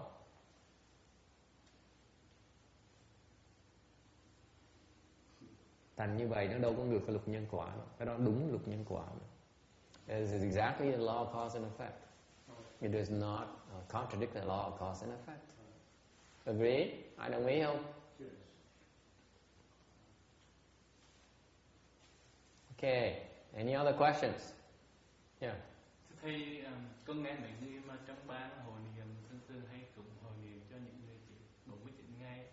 Họ bảo là khi người vừa chết, có người thì nặng ở đầu, có người thì nặng ở người, có người nặng ở trên, thì những cái hiện tượng đó có thể xác định là họ có thể được vãng sanh, hoặc là trở lại thân người, hoặc là bị đọa địa ngục. Thì con không biết cái đó là thật hay là chỉ là giả. Có. He says that there's a group who resides in assistance to help to assist the deceased obtain rebirth, and there's a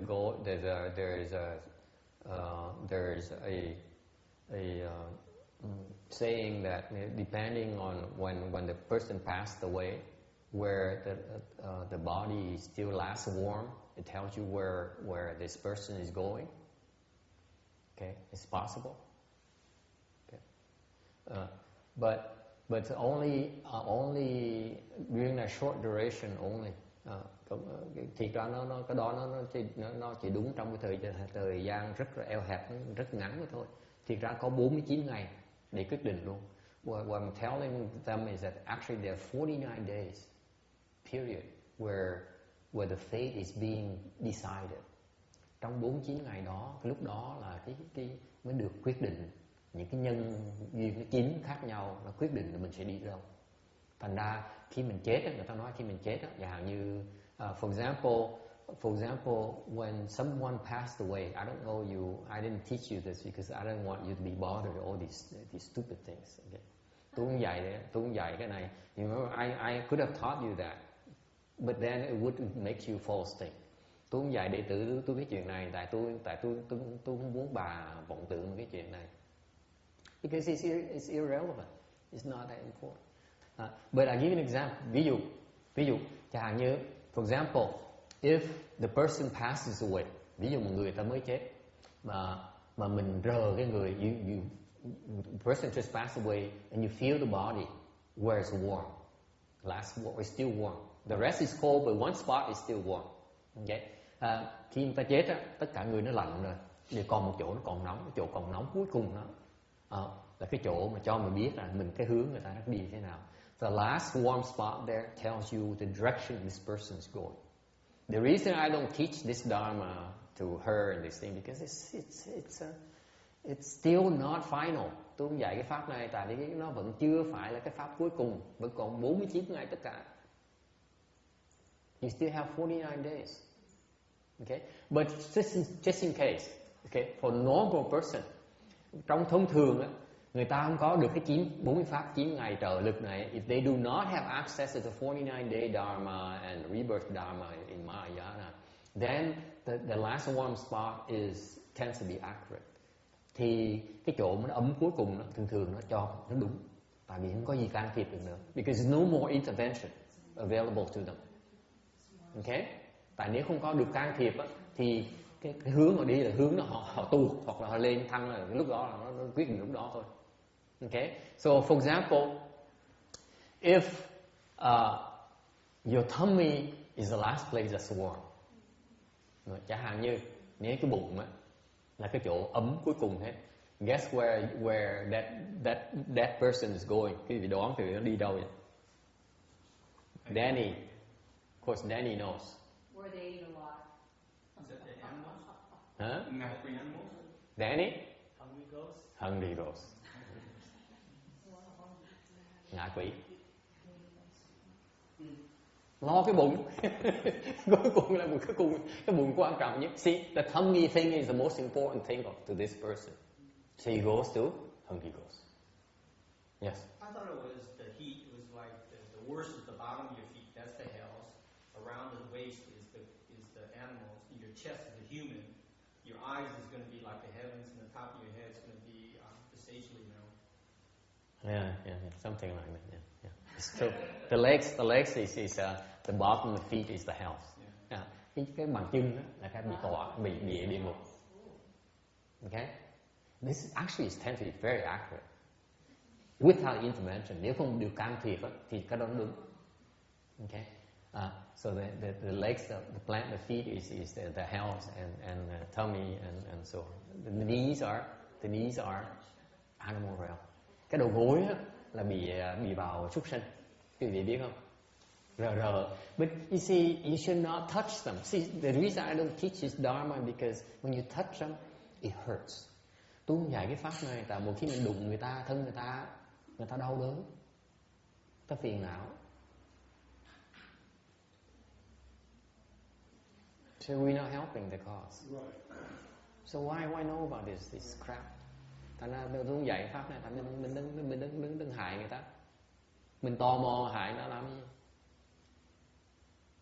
This is why I don't teach you, because when you touch them, it tends to be uncomfortable, and then Bob gets afflicted. So it does not help our cause. That's why you don't need to know. Now you know it. Now it's too late. Then it's okay for you. Don't touch him anyway. Yeah, don't touch him. Yeah. The Tibetans teach that if somebody dies, you mustn't touch them anywhere except the crown of their head. That's what they say. I don't trust your Tibetan source. I trust her Tibetan source more than I trust yours. Ông nói là bên Tây Tạng nói là khi mà chết không được đụng nha, trừ ra cái đỉnh đầu mà thôi. Tôi cười khẩy, tôi nói là tôi không tin ông á, tôi không tin tưởng cái nguồn gốc của cái của ông á, tại vì tôi tin tưởng cô kia hơn. What do your Tibetan Dharma? What does your Tibetan Dharma teach you? Now it's back to me again. Next week. I thought it's already in the past. Water in the bridge. 2010. Okay, we let bygone be bygone.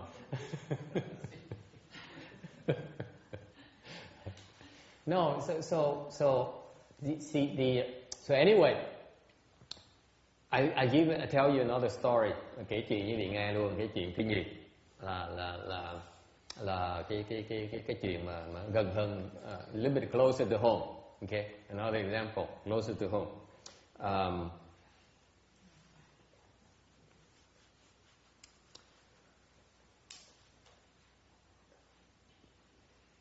10 years ago, 11 years ago, 11 năm trước, I was still a Shami then, and I was a bad Shami. Hồi đó 11 năm trước, tôi là người sa di mà sa di tầm bậy, Shami chuyên môn sa di mà hư.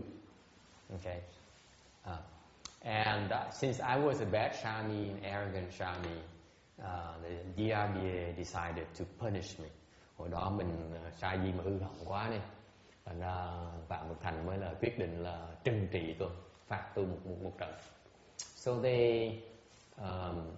they decided to send me to Canada.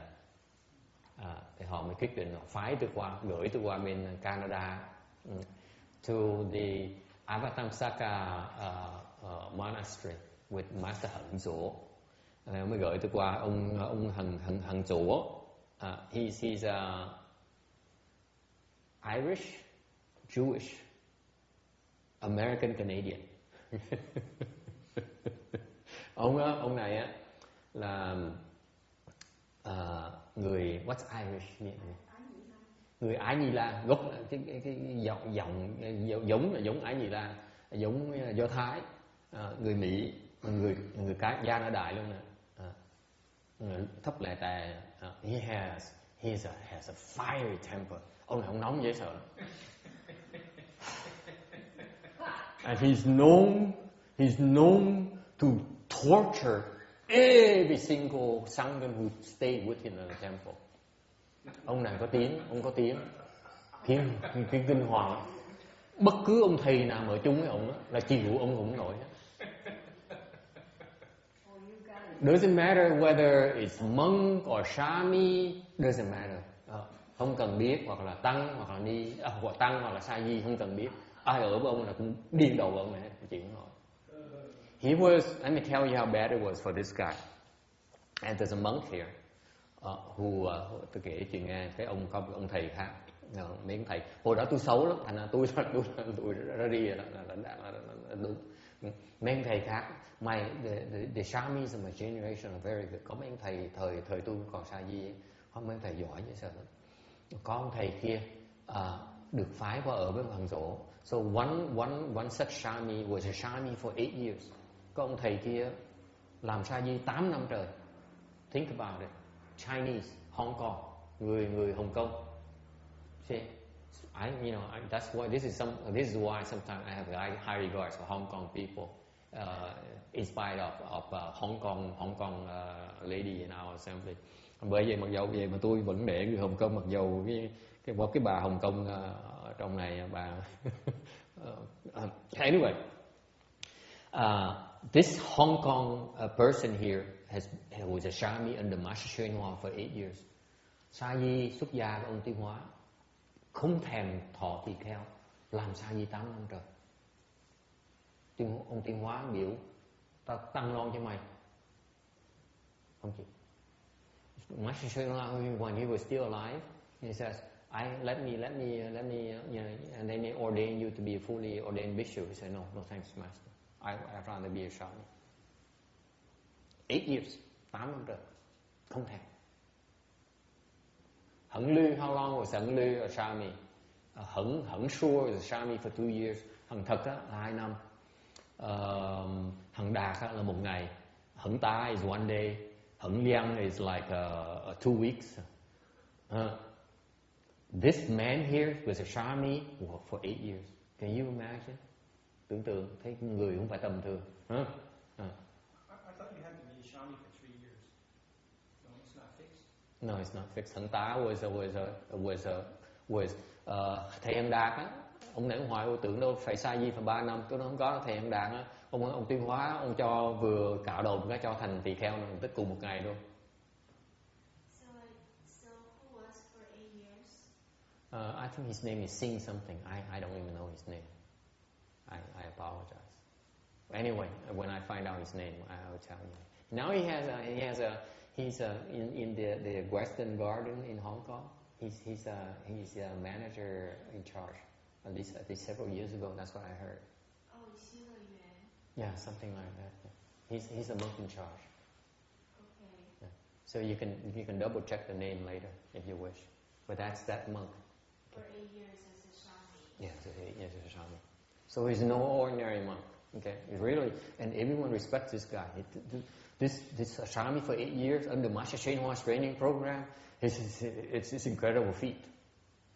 Because the Chinese training program Master Hsuan Hua is extremely arduous. Cái ông Tiến Hóa mà ông luyện sa di kinh hoàng lắm. Did this person become the Shouzuo shami? Yeah, something like that. Yeah, it's not even Shouzuo. It's not a big deal. The shami are basically flunkies. It's no Shouzuo. We all flunkies. So. What was her name on the women's side? Thật trữ. What was her HengShou. No, not her. The other one. She's from the. HengYin. Right. When Shifu was alive, HengYin Fashi, Dharma Master HengYin, she was the 首座沙弥尼. And she exemplified, I guess her conduct was very good. And then at the time she was the 首座. Okay, I'm not going to comment on the women, so I'm kidding. Yeah, something like that. But really, the Shaminis, they don't go by ranking because they basically are all flunkies. The training program is that they're supposed to be flunkies. So they endure a lot of stuff.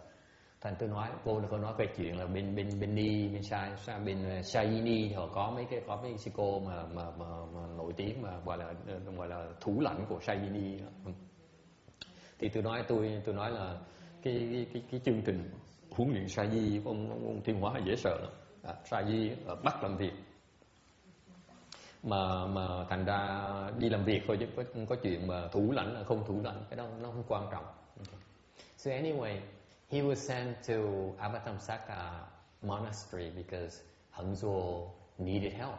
Tại vì thầy HengShou không ai ở với ông được hết, ông cứ yêu cầu vào thành gửi người qua hoài. So we rotated, okay. Rồi mình cứ đổi người thôi, ở ông được vài tháng xong không chịu nổi phải chạy. So we all rotated. So they would stay with him for a few months or a year, and then they couldn't take it anymore, and they rotate him out, and then bring in the next stupid guy, okay, to take a beating. I was the exception. Tôi là người đặc biệt thôi. Là thay vì người ta gửi tới để học hỏi HengShou, người ta gửi tôi tới để trừng phạt tôi. So I was the exception in that typically the rotation is for the people on a volunteer basis. I was volunteered into that rotation because they wanted to punish me. Okay. Anyway, so this monk here was sent there to be with Master HengShou. Ông đang được gửi tới thằng HengShou. Ông HengShou nể mày sợ. HengShou, I was told later by the lay people, had tremendously high regards for this Shami.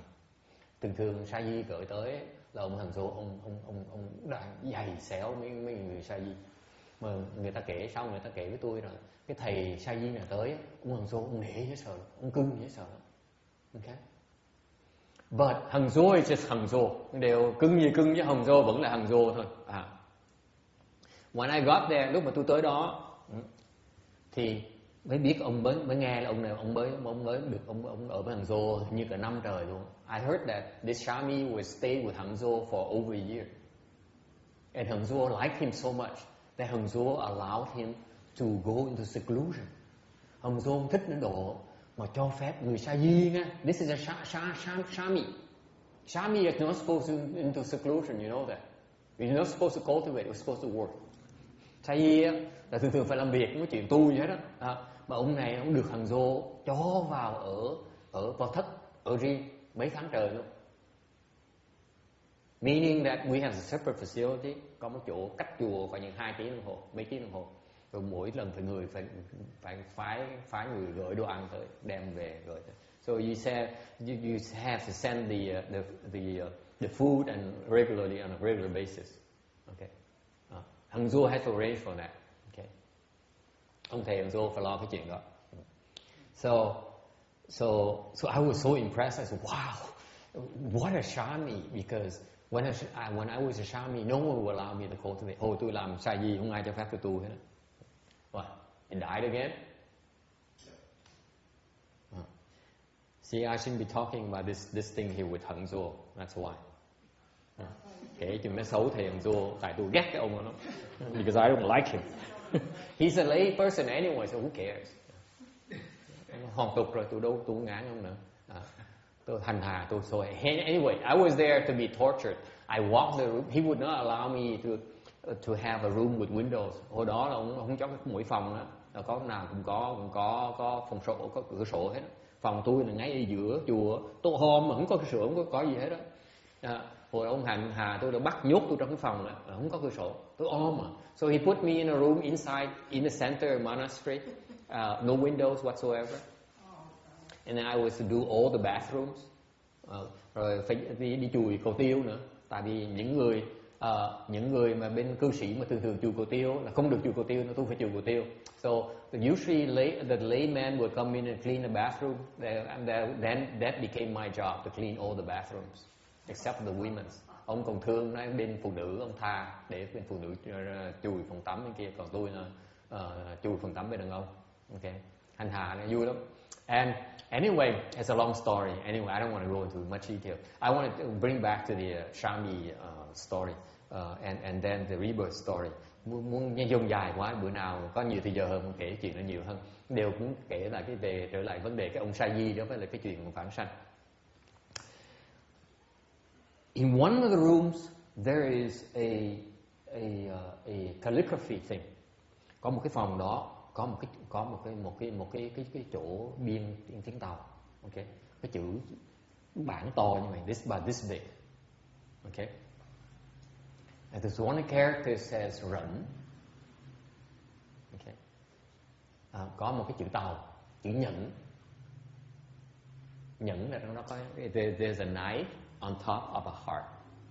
Okay, cái nhẫn á, trên cái trên á, một trên đó là cái chữ dao, ở dưới ngay ở dưới đó là chữ tâm, cái dao ở trên cái tâm.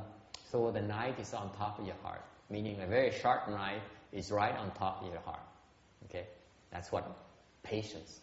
Nhẫn là vậy đó, cái dao nó bé, nó đè trên cái tâm của mình.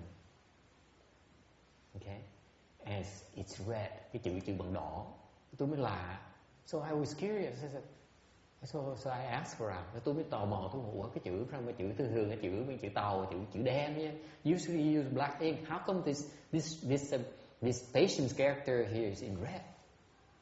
So I asked HengShou. Tôi hỏi thầy HengShou, hỏi ủa thầy ơi, trong phòng cái có cái chữ mà to, chữ nhận to thì là to, mà chữ nó đỏ chét á. Tại sao chữ nó đỏ cái kỳ dữ? HengShou wouldn't comment. Don't look at it. HengShou nói đừng để ý. So I had to ask someone else. Tôi mới hỏi mấy người cư sĩ, mấy người bạn, mấy người cư sĩ mà thân với tôi đó. So I had to ask the lay people. So one of the lay people explained to me it was written by that Shami. Mà người cư sĩ giảng phải biết đó, cái chữ đó là do cái ông Shami ông biên ra đó. Biên bằng gì biết không? Biên bằng máu của ông á. He wrote it with his own blood.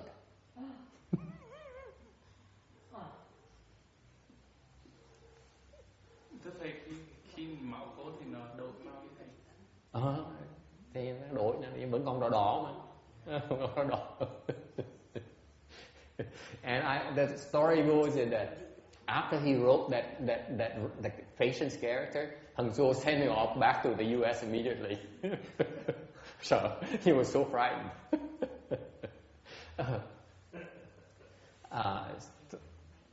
Khi mà tôi nghe người ta kể là khi mà cái ông Sa Di đó ông biên chữ nhẫn bằng máu đó, ông HengShou ông tỏ hỏa tâm tinh, ông gửi ông Sa Di trở lại Mỹ ngay lập tức.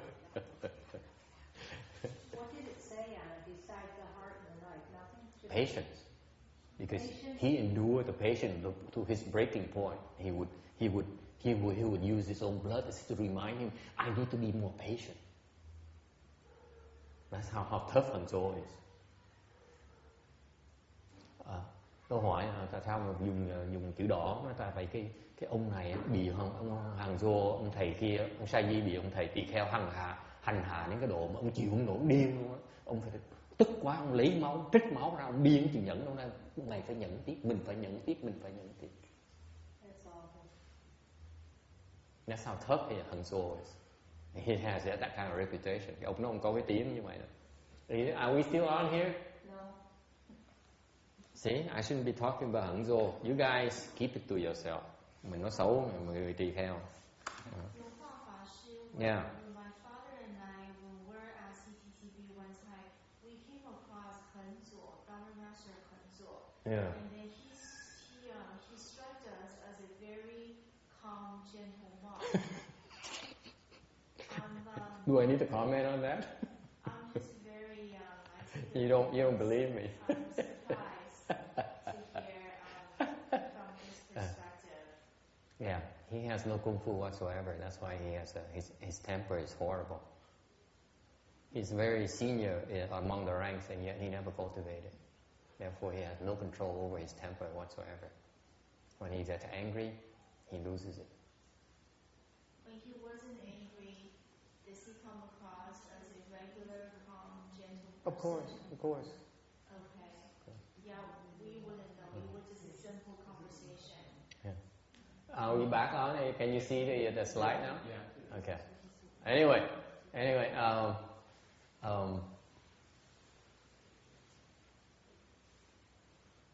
I learned so much.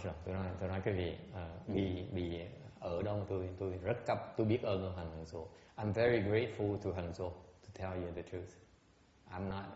I don't think I'm bad mouthing at all. Không phải tôi nói xấu ông đâu. Tôi nói thiệt, thành tâm nói cái gì nghe là ông HengShou dạy tôi nhiều dễ sợ.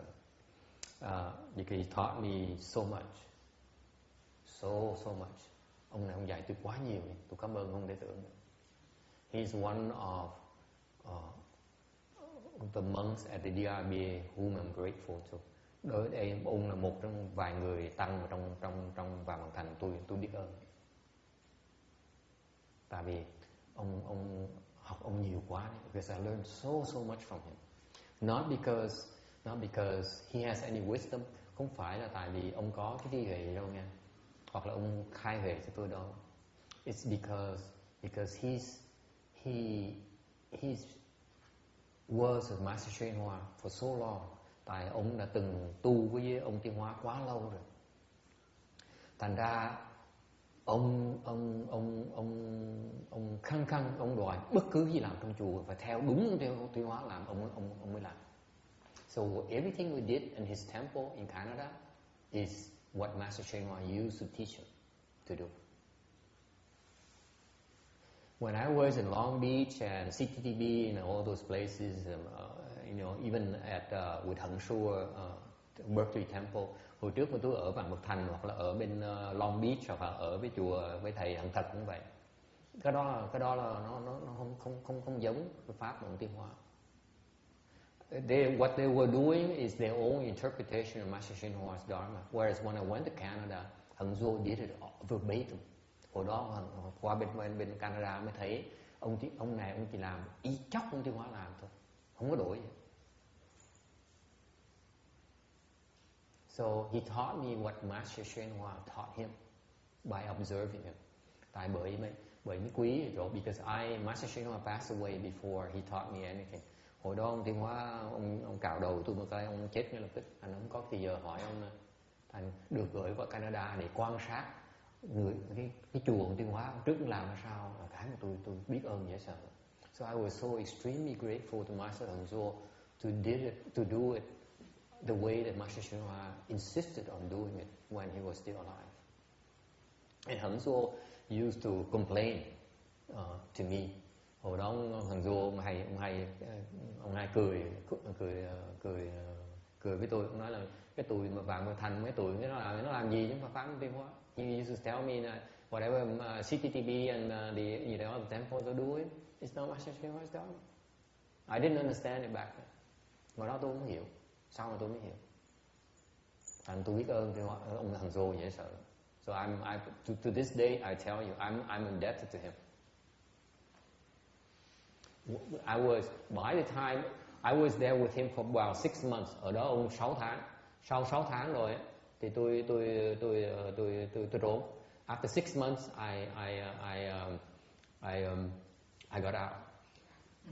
And but when I got out, lúc mà tôi bỏ tôi đi á, thì tôi phát cái nguyện. I made a vow that in the future HengShou has, with his temper, he's going to have a hard time getting along with people. Tôi vác cái nguyện tại tôi biết thầy HengShou là thầy nóng tính quá này, mà thầy không có tu nữa, and he does not cultivate.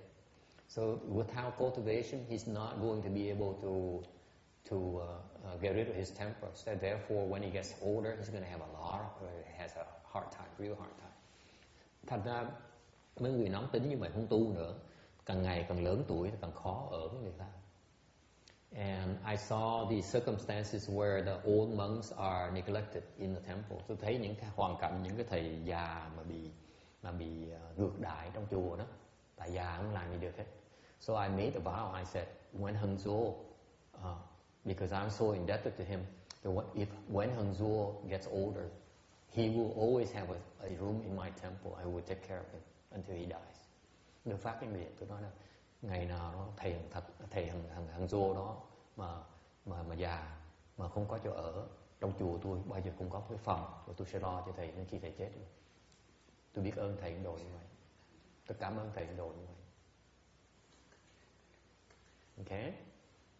So it's not always on the surface. It's like he has a temper, but behind it, it's a lot more. You get a lot more treasure from Master Shenhua than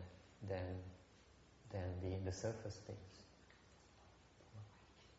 Tôi nói là trong trên mặt nước á, thì giống như là cái hoàn cảnh rất là ngược đãi, rất là không có tu hành vậy đó. Thì tại dưới đó cái kho tàng của pháp của Tiên Hóa mà muốn thấy. Tôi biết ơn ông dễ sợ. Anyway, why am I grateful to him? Tại sao tôi biết tôi nhớ ơn ông? Because he introduced me to Master Shenhua's Pureland Dharma. Tại vì hồi đó ông dạy tôi cái pháp tịnh độ của ông Tiên Hóa. Cái pháp tịnh độ tôi học là từ ông đó ra.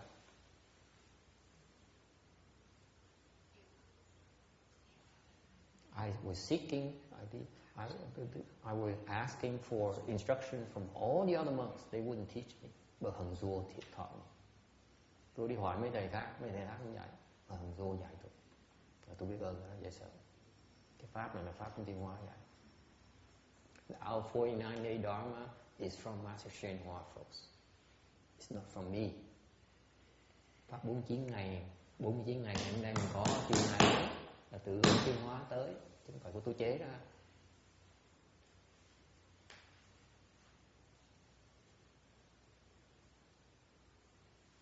Okay?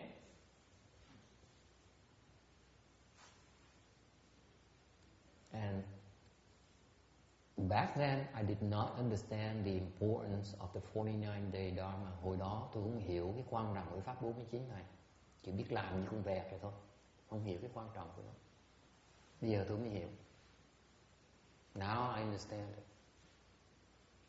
Back then, hồi đó, very first case, hồi đó tới 2 tháng một cái, very first case, got a phone call from inquiring about rebirth plaque. Hồi đó có một người gọi sau tới ở 2 tháng một cái, quen nước, quen trời, quen đời, quen đất rồi. Thì 2 tháng sau khi 2 tháng tới đó thì có người gọi điện thoại và hỏi là muốn thỉnh cái bài vị vãng sanh. And after 2 months, I was in not a good mood. Sau 2 tháng bị hành hạ, tôi không thích tí nào hết. Cao có dễ sợ. Thầy cao có thì học trò cũng cao có. Tỳ kheo cao có thì sa di cũng cao có dễ sợ. If the bhikshu is not happy, the swami is not happy either. Okay? So when people call in and ask for a rebirth plaque, I explain the rebirth plaque. So I nonchalantly I say, okay, the rebirth plaque is what we have here. And you know what? If I were you, I go to the next temple and ask for what you should ask them as well. Tôi giảng ở cái pháp là cái bản sanh của tôi là như vậy, cái bài vị là như vậy nè. Mà quý vị nên ra mấy chùa bên cạnh mà hỏi đi nghe, chứ đừng. I was hoping they would go to the other temple so they don't bother me. Okay, it's meaningless to me. Okay. Hồi đó tôi bất mãn mà. Thành ra mình hy vọng mình giới thiệu tao mấy chùa khác là hy vọng người ta đi qua mấy chùa khác để được săn đón hơn, để được niềm nở hơn. Ta không tới làm phiền mình nữa, chứ mình có tử tế vậy đâu. So that lady called in and she said, my mother just passed away. Nói mẹ tôi mới chết. Mẹ tôi là 68 tuổi. She was 68. And she's Buddhist. I said, okay, người Phật tử. So I asked her, has she been to the temple? Have you been to the temple? Tôi hỏi, xin lỗi bà tới chùa này chưa? Nói, tôi chưa tới. Mẹ bà tới chùa bà chưa? Tới 2 lần. So he said, so I asked the lady, have you been to the temple? No, I just got your number from the phone book. Okay. Have your mother been to the temple? Yes, twice. Okay, for the last 8 years. Cái chùa lúc đó là được thành lập hơn 10 năm rồi. Mà bà tới chùa được 2 lần rồi. She's been to the temple twice in the last 8 or 10 years. Okay. And so her eldest son flew in from Los Angeles. Người con trai trưởng bay cả nhà qua từ Los Angeles, bay cả gia đình qua, cả vợ con đem gia đình qua bên Canada để dự đám tang của người mẹ. So his eldest son flew his entire family from Los Angeles to Calgary to take care of upon his mother's death. So they asked me, I said, can I get a rebirth plaque in a sea life? Ông mới hỏi tôi là tôi thỉnh cái bài vị Tây Lai Tự được không? Nếu thỉnh Tây Lai Tự tốt hơn. Yeah, sea life is probably better. That was my answer. And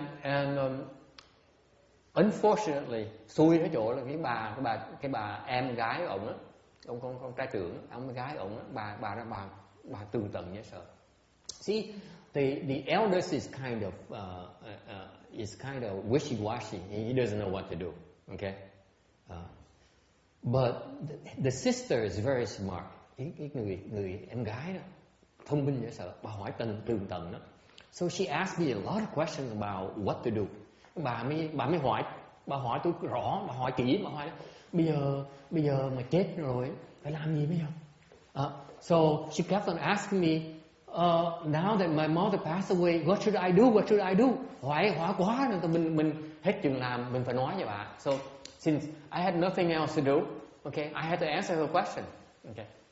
So I explained her, when your mother passed away, you should do this, you should do that. You should not feed her the wrong stuff. You should not, get emotional. Tôi mới giảng, khi mà chết á, thì đừng cẩn thận, đừng có để cái tình cảm nó làm người ta quyến luyến, người ta không đi được.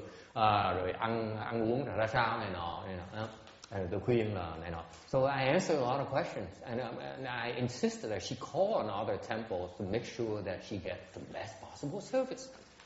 Mình cứ nhắc cái cổ hoài là phải đi kiếm cái chùa khác để mình có mấy cái chùa khác ta lo cho chu đáo cho mẹ cổ.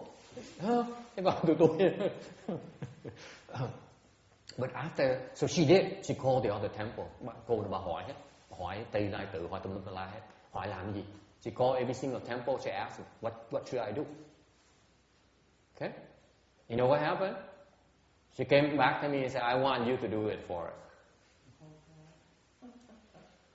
Cô trở lại, hỏi hết tất cả mấy chùa quậy Tây Lai Tự xong hỏi, xong rồi chắc hỏi Tây Lai Tự không hỏi, trở lại nói là giờ yêu cầu thầy làm với tụi tôi.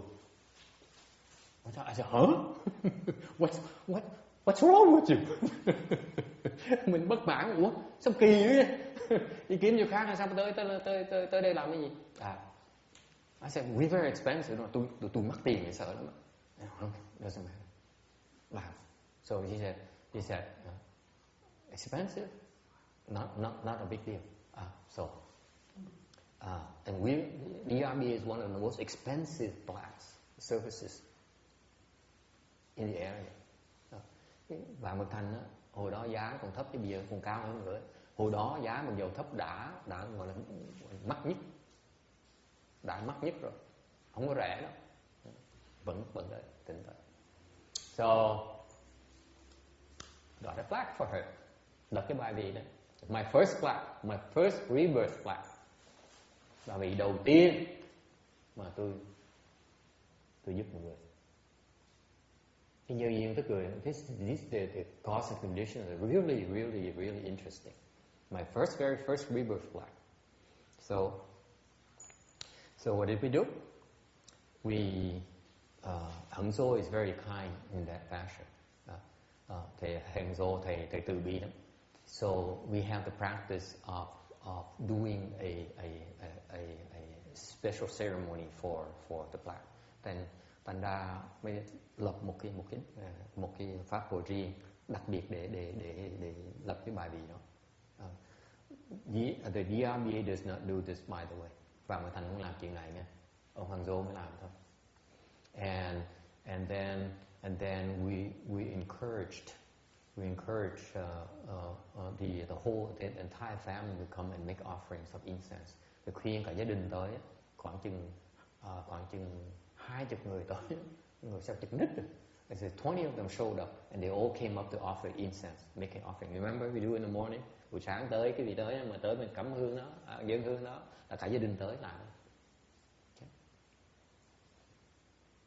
And since they showed up, I said, which one of you is she most attached to? Tôi hỏi, tại tới đông quá, tôi nói trong nhóm này ai là người mà bà cưng nhất? And I was told that her grandson, the son of her eldest son, the firstborn, the youngest son of the firstborn son, is the grandma's favorite. Bà nội cưng nhất, đứa cháu mà cháu út của đích tôn thì cưng nhất. Okay. So we prepare mấy cái pháp, bởi all of these came from this is what I learned.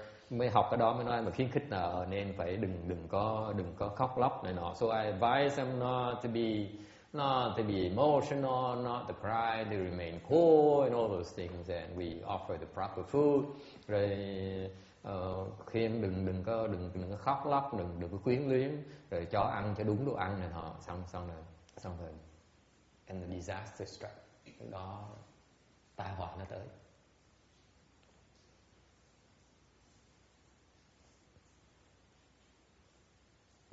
That old lady, cái bà mà mới chết đó, bà khổ quại. She misbehaved. And I got so pissed off. Bà làm bậy, trống chùa. Bà hỗn với tôi. She committed an offense against me. I was pissed off. I looked at her and said, you better shape up. You don't shape up, I'll kick you out of here. I don't care if you have a plaque or not. I kick you out of here. Đó, tôi giận mới sợ. Tôi nói là tôi không cần biết là gia đình bà có thỉnh bài vị không, thỉnh bài vị. Mà bà không bà lộn xộn, tôi đuổi ra khỏi chùa. So she's not under good lights. Okay. Bà không có được đi, tôi không có được nhiều thiện cảm với người đàn bà này. Okay. Chết rồi mà còn tầm bậy nữa. Passed away and yet she misbehaved. Okay? But anyway, because the way I train, HengShou told me to do things, certain things, but thầy HengShou biểu tôi làm thôi, chứ còn tôi làm miễn cưỡng mà làm thôi. You know what? So I executed the Dharma, làm xong pháp rồi.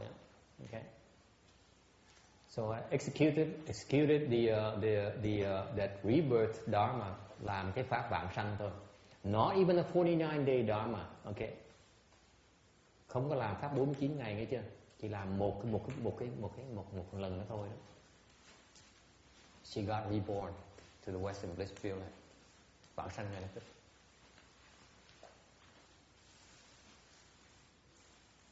Okay. How do I know? Sao mình biết được?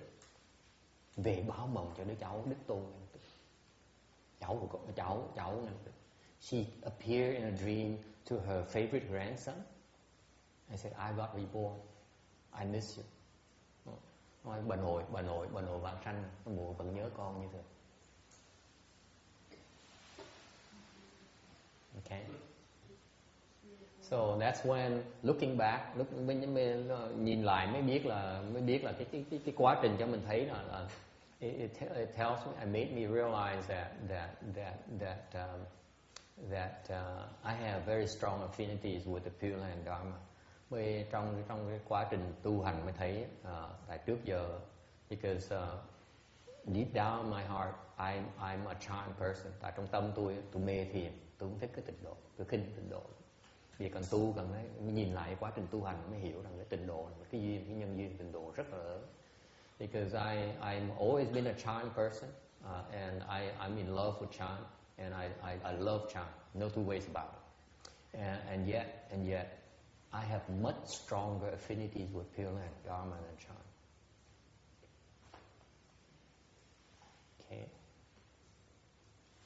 And that was my first example of where I became exposed to a dharma that can help others. Đó là lần đầu tiên mà tôi trong một đời tu hành tôi mà được học một cái pháp có thể giúp được người ta. Because the chant dharma is only for myself. Thiền tôi giúp cho ai? Tôi không kè, tôi không cần như người khác, tôi không màng người khác. Chuyện quý vị đó là chuyện của tôi đâu mà. Tôi không có chuyện của tôi mà tôi lo. And then I realized I became aware of the power of the Pureland Dharma to send people off to rebirth. Đó là lần đầu tiên tôi mới thấy được cái hiệu quả của cái pháp tịnh độ mà có thể gửi người ta đi vãng sanh được. Okay? So I just my stupid life story. Kể cho vị chuyện hoang đường chơi vậy thôi, chứ còn tin không tin này là chuyện quý vị. Believe it or not is whether you believe it or not is your problem, not mine. Okay? I'm not trying to prove anything. I don't need you to believe anything. And tôi nói vậy thôi, chứ còn tin không tin chuyện quý vị. Tôi chỉ nói thôi. Tin cũng được, không tin cũng được, không sao. I think time is up because don't we have a Chinese class today? Bữa nay như có lớp hả? Yeah. Any questions? Ai thắc mắc gì không?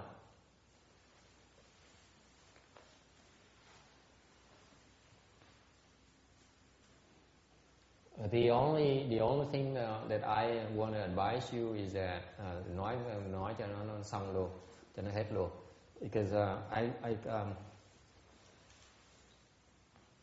I think to be exposed and to have access to Master Shenhua's Pureland Dharma is an incredible blessing. Personally, đối với tôi, đối với cá nhân tôi, được thấy cái pháp tiến hóa là một cái đại phước. Okay, and I hope that more people can take advantage of it. Tôi hy vọng có nhiều người trong tương lai có thể hưởng được cái pháp tiến hóa. Okay, and the only advice to those people, tôi chỉ khuyên những người trong tương lai đó muốn hưởng cái pháp tiến hóa, one caveat, khuyên họ chừng này thôi. Okay, you have to ask yourself, mình phải tự hỏi lại. You have to ask yourself, what did you do to deserve to take advantage of that Dharma, to benefit from that Dharma? Do not come to the Dharma and say, what have you got for me? That's a wrong attitude. Okay? Make yourself worthy to be helped, then you receive help. Okay? Nhắc lại cái việc, đừng có tới gặp cái đại pháp mà tới nói là pháp có gì làm như tôi coi, thử có gì có thiệt không, thử tôi coi tôi có làm được tích sự gì. Nếu có cái thái độ như vậy thì tôi nghĩ sẽ không thấy được gì đâu. Ngược lại, nếu mình tới pháp với thái độ là mình tự hỏi mình đã làm gì để xứng đáng để được giúp, được pháp nó giúp, pháp cái trời cho mình để vãng sanh. Như vậy thì mình có hy vọng được vãng sanh. Không có pháp nào mà cần mình phải tin cái pháp đó. Không có cái pháp đại thừa nào mà phải cần chứng minh gì cho mình hết. I remind you that no Mahayana Dharma ever has a need to be believed in or have the need to prove anything to you at all, to us at all. Okay? If you believe it, maybe you have a chance to take advantage of it. You don't believe it, big deal. Okay? Có tin, okay, thì hy vọng có cơ hội được giúp. Không tin cũng vậy thôi. Không tin vẫn được giúp như thường. Even if you don't believe it, you still receive help. Doesn't matter. So the question is, what did you do to deserve to be helped? Quan trọng chính là mình có được xứng đáng để mình được giúp hay không? Tạo được cái công đức gì để mà được giúp. Real question is, what merit and virtues have you planted?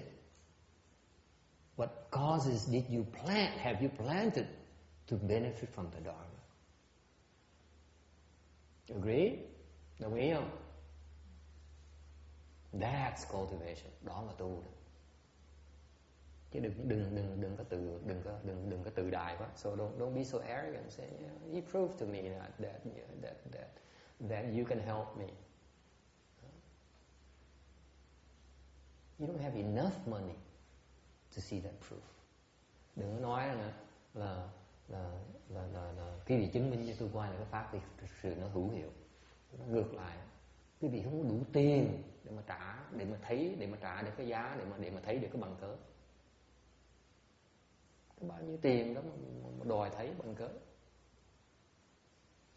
Even Bill Gates, Bill Buffett don't even have enough money to deserve to pay for the proof. Người giàu nhất cái thế gian này chưa đủ tiền để mà trả, để thấy được cái bằng cớ. Why is that? It's priceless. That's why it needs no proof. It does not need your faith. Tại vì cái pháp á, nó vô giá, nó đâu cần quý vị tin đâu.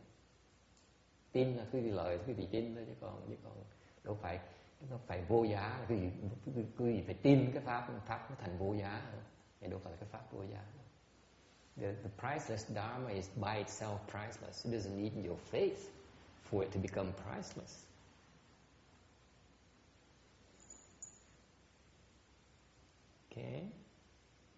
Okay, any questions, comments? Thắc mắc gì không?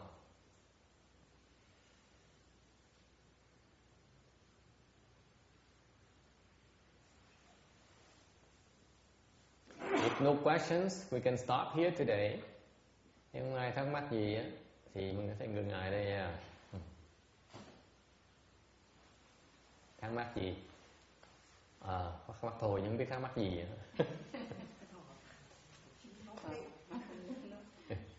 Thầy, giống mình làm đủ một cái công đức đó, sẽ có người ta trả lời cho mình biết mình sẽ làm cái gì. Con biết như vậy đó thầy. Rồi mà nói rồi mình không làm thì mình sẽ không thấy được. Cái pháp đó, nó phải có nhân duyên nó mới hiện ra được. What she's saying is that if you create enough merit and virtues, you will see something. I said, along that line, the thinking should be that the manifestation is because there's a need for it. Then it's manifestation. I will tell you, đối với cá nhân tôi nó có cái hiện tượng về cái chuyện thằng nhóc đó. See, I looking back, the manifestation of the young boy, the grandson who the mother came back to in the dream. Cái đứa không biết mà được cái bà nội mà trở lại bà báo mộng đó. It's not for him, it's for me. Được báo mộng cho mấy mộng cho tôi, chứ đâu có mộng đương nít đâu. Cho tôi hiểu cái pháp nó hiệu quả như vậy đó. That's my lesson, not the kid, he doesn't care. Tôi nhìn lại tôi nói cái được báo mộng đó là bà học của tôi, chứ bà học đứa con nít. Đứa con nít nó đâu có cần biết cái báo mẹ nó, bà ngoại bồng nội nó đi không đi nó cũng đối, nó đâu có nghĩa lý gì đâu. Để tôi biết thì mới được biết, mới được báo mộng. So the dream there is not for the family, it's for me. Cái nhân duyên như vậy đó là cái báo mộng đó không phải cho gia đình họ, mà báo mộng đó cho báo mộng cho tôi qua gia đình họ, để tôi hiểu được cái pháp, tôi thấy được cái pháp đó. Chứ đâu phải vãng sanh là phải cần báo mộng để người ta thành lập, ai cũng đi vãng sanh hết đó. It's not like they need to help you go back and appear in people's dreams so that you all go for rebirth and so on like that. It doesn't work like that. Only when causes and conditions are right, that's when those things happen. Chỉ là nhân duyên nó đủ thì sẽ thấy. Okay? Thấy pháp đại thừa vô. You see how fascinating Mahayana is, Carol? There's so many layers. On the surface it feels as if, it has to be, it has to work, and now it appears in a dream of the family members. Not to me. It's for me, not family members. Thấy cái pháp Đại Thừa nó vui, nó đi trì dễ sợ. Trên cái mặt hời hợt thế nói chỉ là cái pháp mà gọi là dụ tới đi vãng sanh thôi, để mà